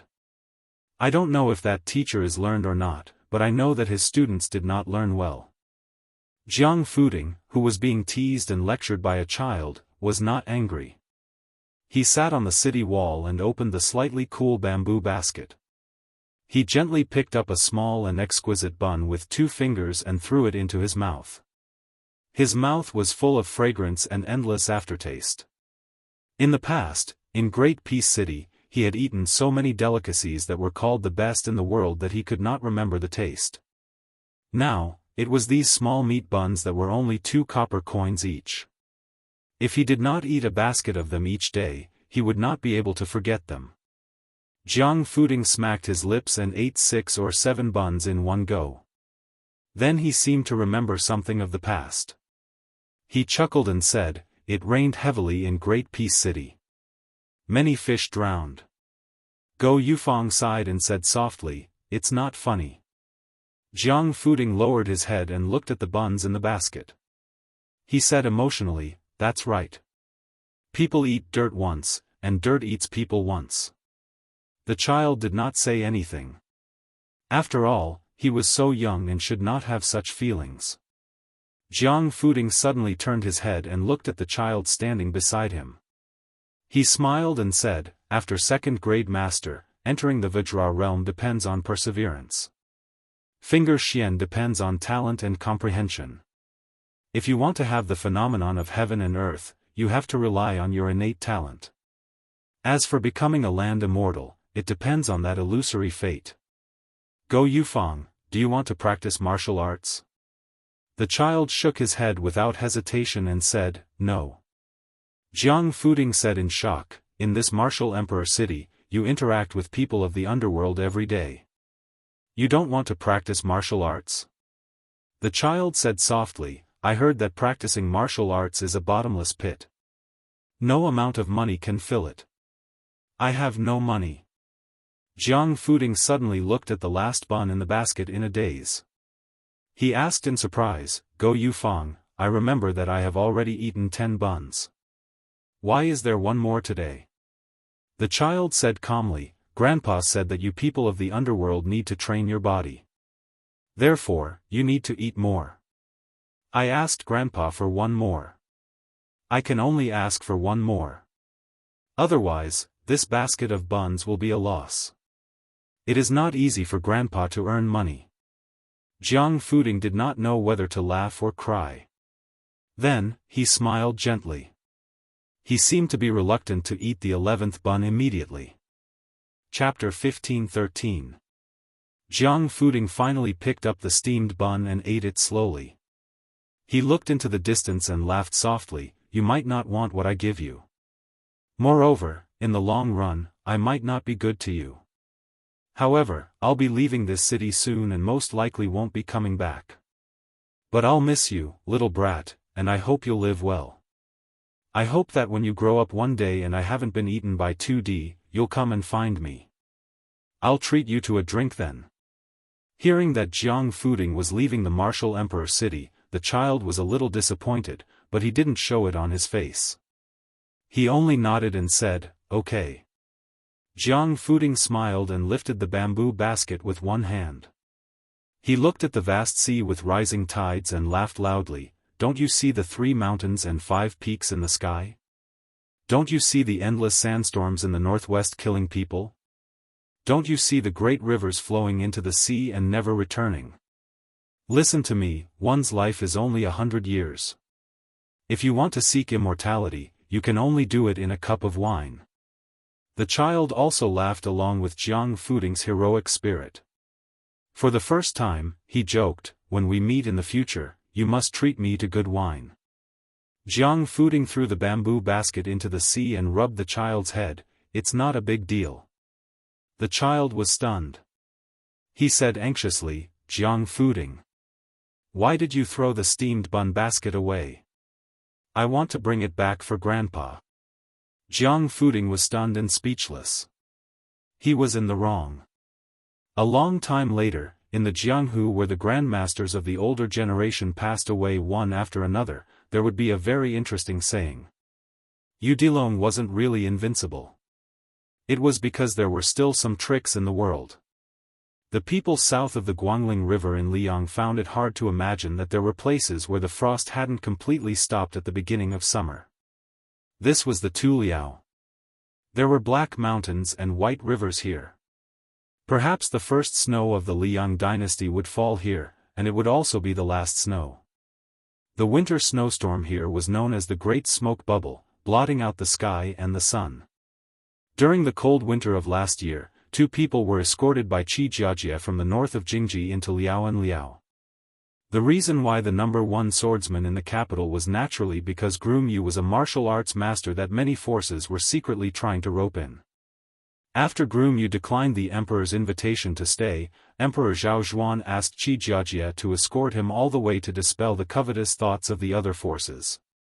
As the first disciple of Wang Xianji, being on good terms with Groom Yu was almost equivalent to accepting the mantle of the martial emperor city. Lu Huang, Lu Bonk, Lin Ye, and the other 3, even if they couldn't be of use to themselves, they could at least establish a good relationship with these top masters who were of the same breath and branch. Therefore, Qi Jiajia passed a message to the emperor at the border, telling Groom Yu that no matter when he returned to Great Peace City, His Majesty would treat him as a friend. On the banks of a river called the Songnan River in Jianghu of Liaodong, there was a small village along the river. There were about 100 families, and most of the young adults in the village were hunters. It was said that the ancestors of a certain family once caught 2 gerfalcons in their lifetime and sent them as tributes to the governor's office that Liang had set up in Liao and Liao at that time. The family's heirloom, a well-made hardbow, was an additional gift from the governor's office in addition to the reward. There were 2 distinguished guests staying in the village. At the end of last winter, a group of hunters encountered a black bear that didn't enter hibernation for some reason. It was their benefactor who chased away the giant bear. After that, the young adults in the village liked to learn from the young man, and the children in the village also liked to play with the girl who liked to wear green. When summer came, the girl in green, who could finally take off her heavy fur coat, was very happy. Moreover, she had frostbite that winter, but she didn't feel that it was difficult to bear. Xiao Yu, on the other hand, always felt guilty. In fact, she didn't like Liao and Liao at first, because when they first arrived here, it was the height of the snowstorm. The terrible weather of the big fireworks was like a show of strength to her and Xiao Yu. Until they stopped in this village, she was led by her new friends to fish in the frozen river, or to sit on a wooden board and slide on the ice.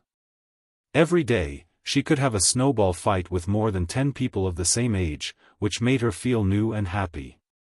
Therefore, when Xiao Yu said that he wanted to go to Liao Bei, she was not willing, and then Xiao Yu didn't urge her anymore. Over time, she and Xiao Yu began to look like natives of Liaodong.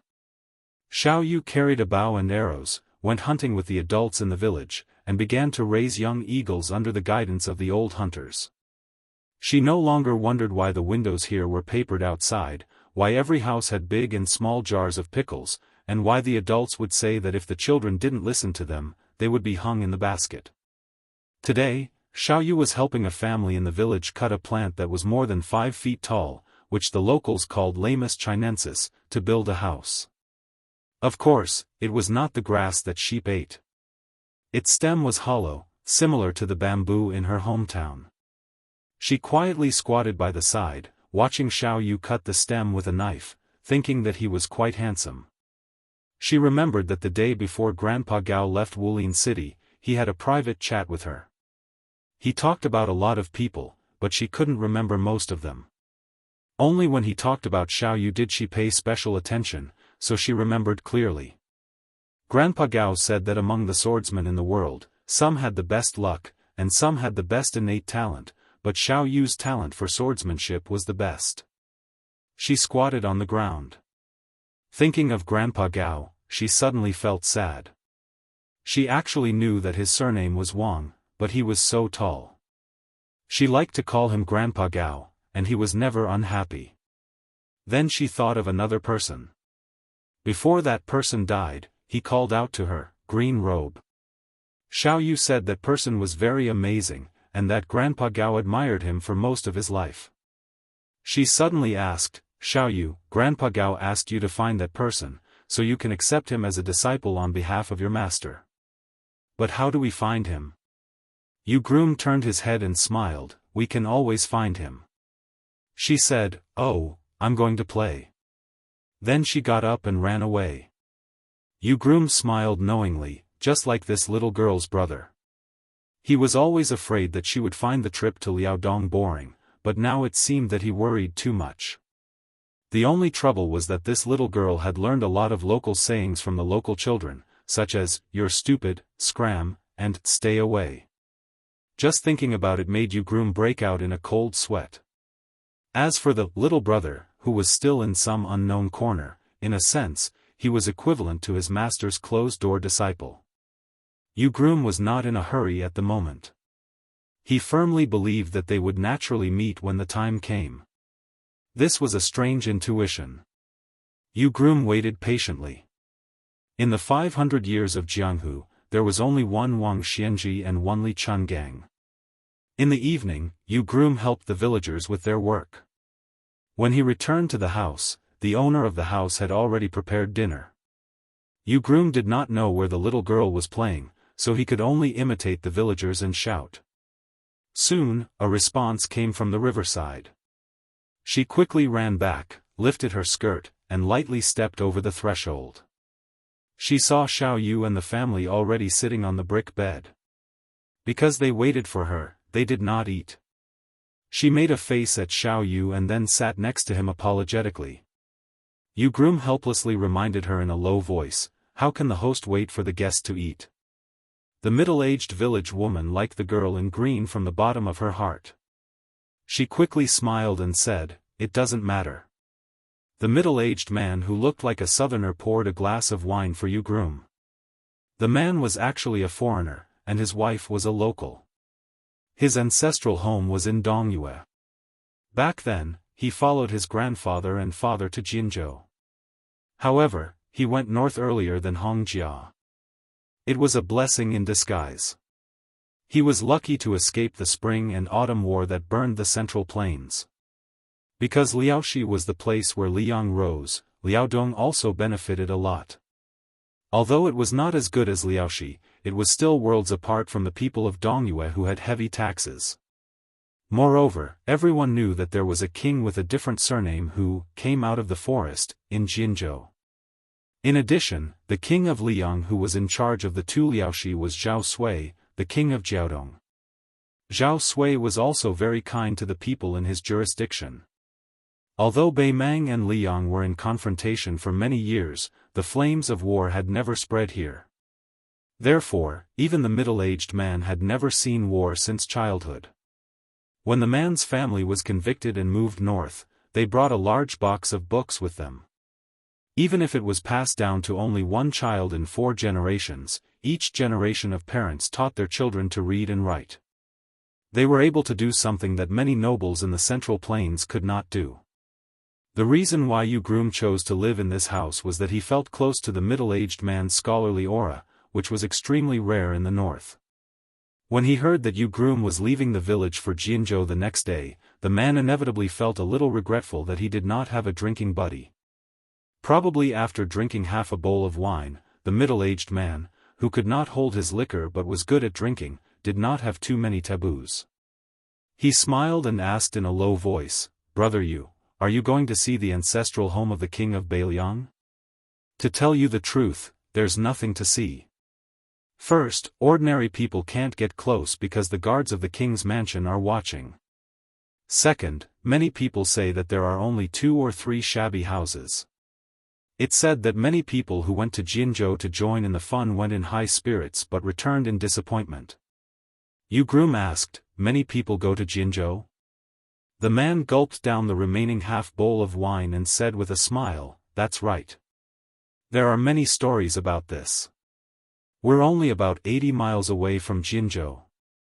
When the village finds something valuable, such as mink fur and fox fur, especially the old ginseng that the Shengguan family forbade to privately dig up, they'll be handed over to me, a bookkeeper, who can only read a few words, to secretly sell it in Jinzhou. That's why I'm not unfamiliar with Jinzhou." Although the woman had a very good impression of the groom and the little girl, when her husband talked about selling ginseng privately, she still secretly kicked him. Chapter 15-14. The man could not openly criticize his wife, so he pretended that nothing had happened. He continued, "As for the famous butcher, even though he left Jinzhou for more than 20 years and died in Beiliang, people in Jinzhou still talk about him with relish. The first decade was the most lively. It was said that many powerful families in the Central Plains who had irreconcilable enmity with Butcher did not dare to go to Beiliang for revenge, so they thought about digging up the ancestral grave of the Su family. If our king of Jiaodong had not been on good terms with Butcher, I'm afraid he would have been killed. In my opinion, our king of Jiaodong was also implicated by Butcher. Otherwise, with his ability, he would not be in such a bleak situation now. Last time, you said that Zhao Ying, the Duke of Huainan, also died heroically in battle. Our king is not comparable to Butcher and the king of Yen, but compared to the Duke of Huainan and the new king of Jing'an, he is more than enough, right? Otherwise, he would not be able to sit on the position of the king of Jiaodong. Besides Beiliang, only the vassal territories here face to face with the barbarians of Beimeng, right? If the late emperor did not trust our king's ability, he would not dare to make such an arrangement. Yu Groom nodded. The late emperor of Liang had painstakingly placed Zhao Ying in Huainan Dao, which was right under his nose. He'd banished the ambitious Zhao Bing to Nanjiang. He let his brother Zhao Yi, who had the same father and mother, govern the richest Guangling Dao. The king of Jing'an, who was the most unruly, was placed in Xiangfan, Qingzhou, which was surrounded by enemies. Only Su Shao and Zhao Sui were placed in the two places of Beijiang. The middle-aged man, who was neither a scholar nor a scholar, had unwittingly drunk 2 bowls of wine. Originally, he could only hold this much alcohol, but perhaps it was because 1,000 cups were not enough for a bosom friend. He poured himself another bowl. His wife could not stop him. He raised the bowl and smelled it, but did not drink. He raised his head and looked at Yu Groom opposite him. His eyes were a little unfocused. This middle-aged man, who was far away from the smoke of war and the court, seemed to be talking to himself. The Dongyue where my ancestors were in was destroyed by General Gu Jiantang. Perhaps it was not the work of Ren Tuesday. My grandfather had never had any ill feelings towards Ren Tu, and I am no exception. I heard that Tai and city was the place where people scolded Ren Tu the most in the world. Then, it was Guangling Dao, which was known as the talented scholar, followed by Jiangnan, where there were countless distinguished scholars. Now, even the new king of Liang is being scolded together. It seems that the more they scold, the more powerful they get. One of them is the assistant minister of the Ministry of Rights. I heard that he is from Beiliang. Hey, so I really want to understand one thing. Since those people have all become officials of the Liang imperial court, many of them have not even seen Ren Tu and the new king of Liang. Even the rise of their families can be attributed to Ren Tu's victory. Younger brother, you have seen a lot. Looking at your temperament, I think you are also a well-read person. Can you help me clear up my doubts? Groom Yu hesitated and smiled. Pick up the bowl to eat, put down the chopsticks to curse. The middle-aged man sighed, yes. A country without a hero is like a house without a pillar, a person without a backbone. The man drank a big mouthful of the 3rd bowl of wine and was really drunk. He fell asleep under the care of his wife. He muttered to himself that if the new Liang prince couldn't defend the northwest, he would also curse, including the young king's father. The middle-aged man's wife didn't know whether to laugh or cry. She nagged, "Do you really think you are a high official? I don't see you working so hard on the crops all these years." Although the woman was nagging, she lowered her head to look at her man's face, which was much rougher than when he was young. Her slightly tanned face couldn't help but reveal a smile. She thought to herself, "Who asked you to be so handsome? Back then, I had to fight with many women to get you. Even if your farming is sloppy, it doesn't matter." After hearing that, Groom Yu suddenly drank a bowl of wine and said indifferently, "A country without a hero, how sad. A country that has heroes but doesn't know how to respect them, how sad is that?" Groom Yu got off the Kong and brought a small stool with the little girl to sit outside the room. He turned his head to look at her, who was in a daze, and said with a smile, "How about we go somewhere else to find your Grandpa Gao's disciple?" The little girl turned her head and rolled her eyes. "If you want to go to Beiliang, just say it. I don't really care."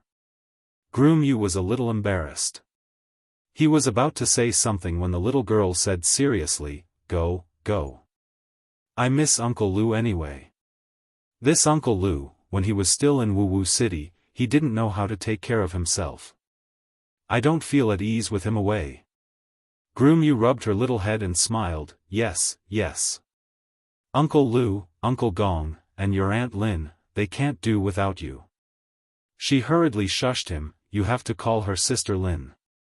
If you call her Aunt Lin, she'll get angry." Groom Yu laughed, "No wonder Master said you're not afraid of anything except the forest crows." The little girl suddenly sighed and said earnestly to Wuxia Xianxia, let's make a deal first. When we reach Bailiang, let's not fight and talk nicely, okay? Wuxia pretended to be surprised. Who said we shouldn't quarrel if we can use our fists? The little girl raised her chin and said fiercely, I haven't said the second half of my sentence. When it's time to quarrel, we should discuss things properly. Those who use their fists aren't heroes. Wuxia narrowed his eyes and said softly, if you travel the Jianghu in the future, you'll definitely become a heavenly heroine. The little girl nodded vigorously and then put her head on Wuxia's knee. She said in a muffled voice, Xiaoyu, I've wanted to go to Bailiang for a long time. I want to visit the place where Grandpa Gao passed away. Wuxia nodded lightly and didn't say anything. The little girl raised her head slightly. There were still traces of tears, but there was a smile on her face. Xiaoyu, Bailiang is in the northwest. Then won't we be eating the northwest wind every day? Wuxia smiled, yes, there are battlefields everywhere. We might have to eat a lot of sand. It was not easy to be an official in the capital. Even though Fan Zhonghe, who had been bestowed the title of the #1 national chess player of the dynasty by the emperor, had become a new noble in the Hanlin Academy, he couldn't help but sigh. The Fan family could be said to be a scholarly family. However, in Jianghu, it was not considered a luxurious family. When he was summoned to the capital, he went north alone. He didn't bring any servants with him. He had about 700 to 800 taels of silver on him. He thought that even if he couldn't be extravagant in the capital, he wouldn't be too shabby. He didn't think that when he actually became an official in the capital, he would realize how expensive it was. After all, Fan Zhonghe had never received the special honor of being conferred by the emperor, and he wasn't a true scholar in the imperial examinations. He didn't have a master room in Tai and city to rely on, and he didn't have the financial support of his fellow countrymen. However, for officials in the capital, especially Huang Menlang of the Hanlin Academy, their residences had to match the prestige of the official system. Thus, Fan Zhonghe gritted his teeth and rented the old residence of an old assistant minister of the Ministry of Works. It could barely be considered a place with a pavilion, a garden, and lush greenery. However, this cost him 200 taels of silver. That was the price the old assistant minister gave him for the sake of Huang Menlang. If it were any other official, not to mention 200 taels of silver, even 400 taels of silver wouldn't be enough. The Liang imperial court did not take care of everything in the matter of official uniforms. Other than a few sets of official uniforms that were set by the Ministry of Rites, the rest had to be provided by the officials themselves. The purchase of a wide variety of official uniforms was another large expense. Fan Zhonghe had only learned after working for a period of time in the Hanlin Academy that many old-fashioned old Hanlin scholars who did not know how to make money were so poor that they had to borrow official uniforms all year round. To make matters worse, Fan Zhonghe, as a newly popular person in the great and city officialdom, had to attend a variety of banquets and weddings and funerals of his colleagues. This caused this young man to spend money like water. Adding on the dignity of the Hanlin Academy, the ink and paper that he needed for his daily study, he had all kinds of connections. Fortunately, when Fan Zhonghe went to the capital, he had brought with him about 20 unique and rare books that had been engraved. Many of his colleagues in the Hanlin Academy loved books to the point that they would borrow money to buy books even if they were poor. After receiving this gift, Fan Zhonghe started to gain a foothold in the Hanlin Academy. He also promised many of the officials in the capital that he would buy the locally engraved and large books in his hometown that were relatively cheap. This gave Fan Zhonghe a good impression. In reality, the purchase was just an excuse. He was giving away his treasures from the library at home. He believed that those old foxes who had cultivated for half their lives in the government knew this, but neither side said it out loud. Most of the officials from outside the capital lived in the southeast area of the city. The scenery here was not bad. Scholars from the south like Fan Zhonghe all had to enter the capital through this area. Therefore, those prominent officials from Liang, even though they had been given positions in the court of the inner city, still had their own residences here. It was convenient for them to guide their descendants. Most of the recitation gatherings in Great and City were held here. From spring to summer, it was close to the Mang seed. There was an old saying that spring fought for the sun and summer fought for the time. In the past, it was always the Mang seed time. Large numbers of scholars and refined scholars would hold gatherings near the Shinran Pavilion. What was interesting was that some family was so large that they had specially set up 20 or so mu of rice fields that were not easily seen in the north for people to enjoy. In the summer, every night, there would be frogs croaking. This year's Shinran Pavilion gathering was especially interesting. It was unknown if those old officials had a tacit understanding. From Secretary of the Secretariat Qi Yanglong to Tantanon of Menxia Province, to Zhao Yuling and Yin Maochun who had risen in the eternal Hui Spring, none of them participated this year. But from Chen Wang, Yan Jieshi, Jin Lanting, Li Jifu, Gao Tingshu, Sun Yin, and the others, these young people, with the greatest reputation in Great and City, almost none of them were absent. They all attended this Shinran Pavilion gathering. Fan Zhongho, who had risen in fame, was also present. This gathering of people did not strictly have an initiator. They just called their friends and brought them along. The Shinran Pavilion became unprecedentedly lively. Chapter 15:15. At that time, Fan Zhongho and the youth from the Imperial Astronomer had a discussion in front of the Emperor and Empress. In the end, 6 people stayed until the end. Among them, Chen Wang and the Zhuangyuan Li Jifu had a good chat. The imperial brother-in-law, Yan Qiji, chatted with Song Kelly, and he, Fan Zhongho, got along well with the crazy Sun Yin on chess. Interestingly, his experience in the bureaucracy of the capital followed this trend. Li Jifu was often an honored guest of the Chen Manor, and in the Hanlin Academy, Yan Qiji and the young phoenix of the Song family studied history together. It was said that they got along very well. Although Fan Zhongho and Sun Yin were not close friends, they would occasionally talk about the state of the world. Today, Fan Zhongho met with Sun Yin and then went to the Shinran Pavilion together. In Great Peace City, many officials would laugh and say, "High officials ride thin horses and don't show off their wealth." But Sun Yin, who had been banished, was different. He openly bought a tall horse from Bailiang and rode this horse to and fro every court meeting and when he was on duty. It was very eye-catching. Today, Fan Zhongho had the good fortune to ride a horse with the wind. He rode the same horse with Sun Yin. When they arrived near the Shinran Pavilion, where there were many carriages and tourists, Fan Zhongho flipped off the horse and couldn't help but rub his butt. Sun Yin, this guy, really rode in Great Peace City. Fan Zhongho was going to suffer. When Sun Yin saw Fan Zhongho's sorry state, he gloated. They arrived at the Shinran Pavilion one after the other in an inconspicuous carriage. 2 men wearing simple but elegant green robes stepped out. Sun Yin saw that they were Chen Wang, the assistant of the left scattered cavalry, and Li Jifu, the Zhuangyuan scholar. He originally thought that, according to Sun Yin's noble nature, he would at most give them a sidelong glance and then ignore them. Unexpectedly, Sun Yin actually took the initiative to pull him forward. Li Jifu, who also saw the 2 of them, obviously did not expect Sun Yin to greet them. He could not conceal the incredulity in his eyes.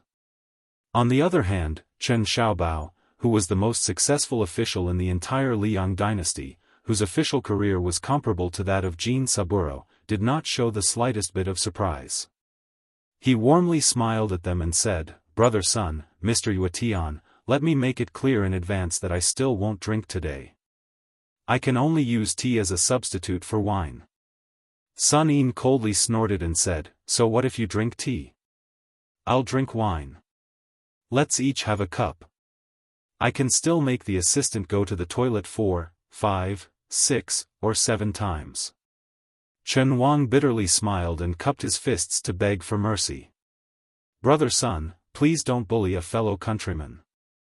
I implore Brother Sun to point the spearhead at Ji Fu." Otherwise, Mr. Yuetian is also fine. Fan Jianghu smiled and said, Assistant Minister, you can't just rely on your high official status to divert trouble to someone else. It will damage the reputation of the court. Li Jifu looked at the three people who were talking without restraint and felt a little envious. Although he had many private gatherings with the assistant minister, who was both a relative of the emperor and an important official of the court, he had never really let loose. Every time he returned home from a gathering, he would even think carefully about whether there was something wrong with his words or if there was something wrong with his words or if he had been rude. It was no wonder that Li Jifu was worried about personal gains and losses. Everyone knew that Chen Xiaobao, who was the #1 official of the emperor, would soon have a place in the small court meeting. Moreover, compared to other officials in the capital, Li Jifu knew more reliable insider information. The secretariat of the Liang Imperial Court had been empty for decades. After Qi Yanglong took over, it could be said that there were many things waiting to be done. Chen Wang, who was the assistant minister of the left-scattered cavalry in Wuxia province, although he was already a third-rank official, it was very likely that he would be transferred to the secretariat of the secretariat within a year or two and take up the position of assistant minister of the secretariat that no one had yet confirmed. There were many assistant ministers in the 3 provinces and 6 ministries, but the assistant minister of the secretariat was undoubtedly the most important one. It was not that the Hanlin Academy did not have a good title, but it was the trend. However, these rules did not affect Chen Xiaobao. A 30-year-old assistant minister of the secretariat might not be considered shocking in the old Liang dynasty, but Li Jifu dared to say that this was a feat that would never be repeated in the future. Zhao Yuling, Yin Maochun, Jean Lanting, all of them had their eyes fixed on the title of Grand Secretary. However, only Chen Wang was so absent-minded and leisurely strolling. Perhaps many people present at the time did not expect that this gathering at the Shinran Pavilion in the second year of the auspicious era would leave behind many popular and elegant stories in the history of the future. Dong Yuran, who was personally praised by Tantanan as the son of the Dong family has ghosts and gods, whose writing is like a spring breeze, wrote the famous poem Shinran Pavilion. Huang Quan, the young artist who had helped Tantanan make an exception for Qi Yanglong, was personally spread out on rice paper by the assistant minister of the Ministry of Rites, Jean Lanting. After getting drunk, he splashed ink and painted a painting that was hung in the imperial study that day, Drunken 8 Immortals. As for the poem that spread throughout the capital almost overnight, it was started by Sun Yin, followed by Jean Lanting, Yan Qiji, Song Kelly, Chen Wang, Fan Zhangho, and Gao Tingshu, a total of 64 people. Together, they wrote this world-shaking long poem. Of course, on this day, how could the Shinran Pavilion only be filled with handsome heroes and not beautiful women? The 3 most popular courtesans in the capital, each with their own merits, went up the stage one after another. They either danced or sang, especially the woman who had once been on the Rouge list, Li Baisher, who was known as the best in both voice and appearance. Her solo dance could be said to have shocked everyone. What was even more surprising was that after that day, there was no news of Li Baisher in Great Peace City. She disappeared so decisively, as if she had never been in this world. Afterwards, based on the words she said at the banquet, people guessed that she had fallen in love with an unknown swordsman and wanderer. From then on, they went off to roam the Jianghu together. There was no wind and rain, and the wind naturally dissipated. The people at the banquet didn't leave until late at night. Li Jifu was already drunk to the point of unconsciousness. Chen Wang, the highest-ranking official and the only one who did not drink, wanted to personally take Li Jifu away, but was urged to stay. He really couldn't leave and could only ask someone to take Li Jifu back. That person was the assistant minister of the Ministry of Rites, Jean Lanting. He personally helped Li Jifu back to the carriage with Gao Tingshu. Sun Yin also left late. He came with 2 people, but left alone, as if there was no one around. He rode his horse wildly, smelling of alcohol, and shocked many of the graceful ladies of the large families in the capital. Under the crowd's instigation, Fan Jianghu and Wuxia Xianxia had another battle of who's first and who's last. Both sides played their best moves one after another. Although Wuxia Xianxia lost the game, he didn't lose his momentum, which made the spectators exclaim in satisfaction. After this game, Wuxia Xianxia vaguely established Fan Jianghu's second place in Liang's Go.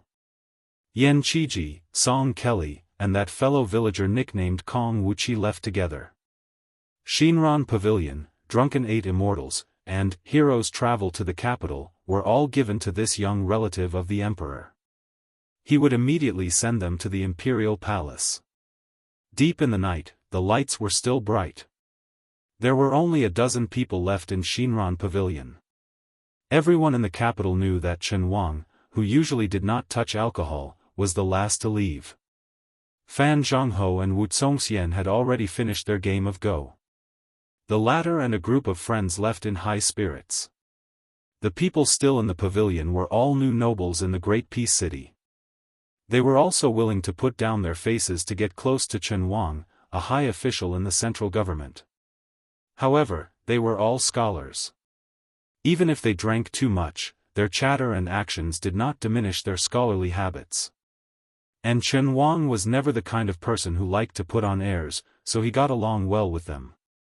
In the end, it was unknown who was still unsatisfied, so they spent some money to call over a musician who had earned money in this gathering. The woman held a pipa in her arms and did not wear any makeup. Although she was not a national beauty, under the flickering lights, there was a hint of lovely and moving feeling. She was very timid. It was clear that business at the banquet today was slow and she did not attract any business. She was not like the other women of the same trade. While they were tired, they had already returned full of money. This woman sat on a small stool prepared outside the pavilion. Before she played the pipa, she quickly glanced at the people sitting on the prayer mats in front of the pavilion. There were more than a dozen people, most of them sitting on the prayer mats on the steps. The steps had different heights. At the highest point sat two young men side by side. She could guess that since these people were able to appear in Shinran Pavilion and not far from the pavilion like most of the scholars, then they should be the most important people at the banquet today. They were the true important people of Great Peace City. Even if they were not today, they would be in the future. She was lost in thought for a moment. She was very curious what it would be like if these young masters who were waiting for her pipa put on their official robes. The young master who had hired her to sing was sitting at the bottom of the steps. He smiled and reminded her in a gentle voice, "Miss, it is time to start." Her pretty face blushed and she appeared slightly nervous. She said softly, "Young master, please wait a moment. Allow this servant to test the sound." Hearing the woman gently twist the strings of the pipa, Fan Jianghu, who had intentionally or unintentionally sat next to Chen Xiaobao, said with a slight smile, "This is the typical technique of the Wu family of Jianghu in our Xiangzhou. The lower part is the strength of the upper part. The tone is not high, the rhythm is not rushed, and it is slow. It is not as full as the big bows of the north, but it has its own unique charm. Due to this, the song is also a small tune with the charm of Jiangnan. After drinking too much, it is very comfortable to listen to this song." Chen Wang smiled and nodded. He said softly, "I only learned about the pipa when I came to Jing. In my hometown, there is a saying about the drum on horseback. In the past, I was just a poor scholar and did not go to the border to study. I am ashamed to say that even if I wanted to pretend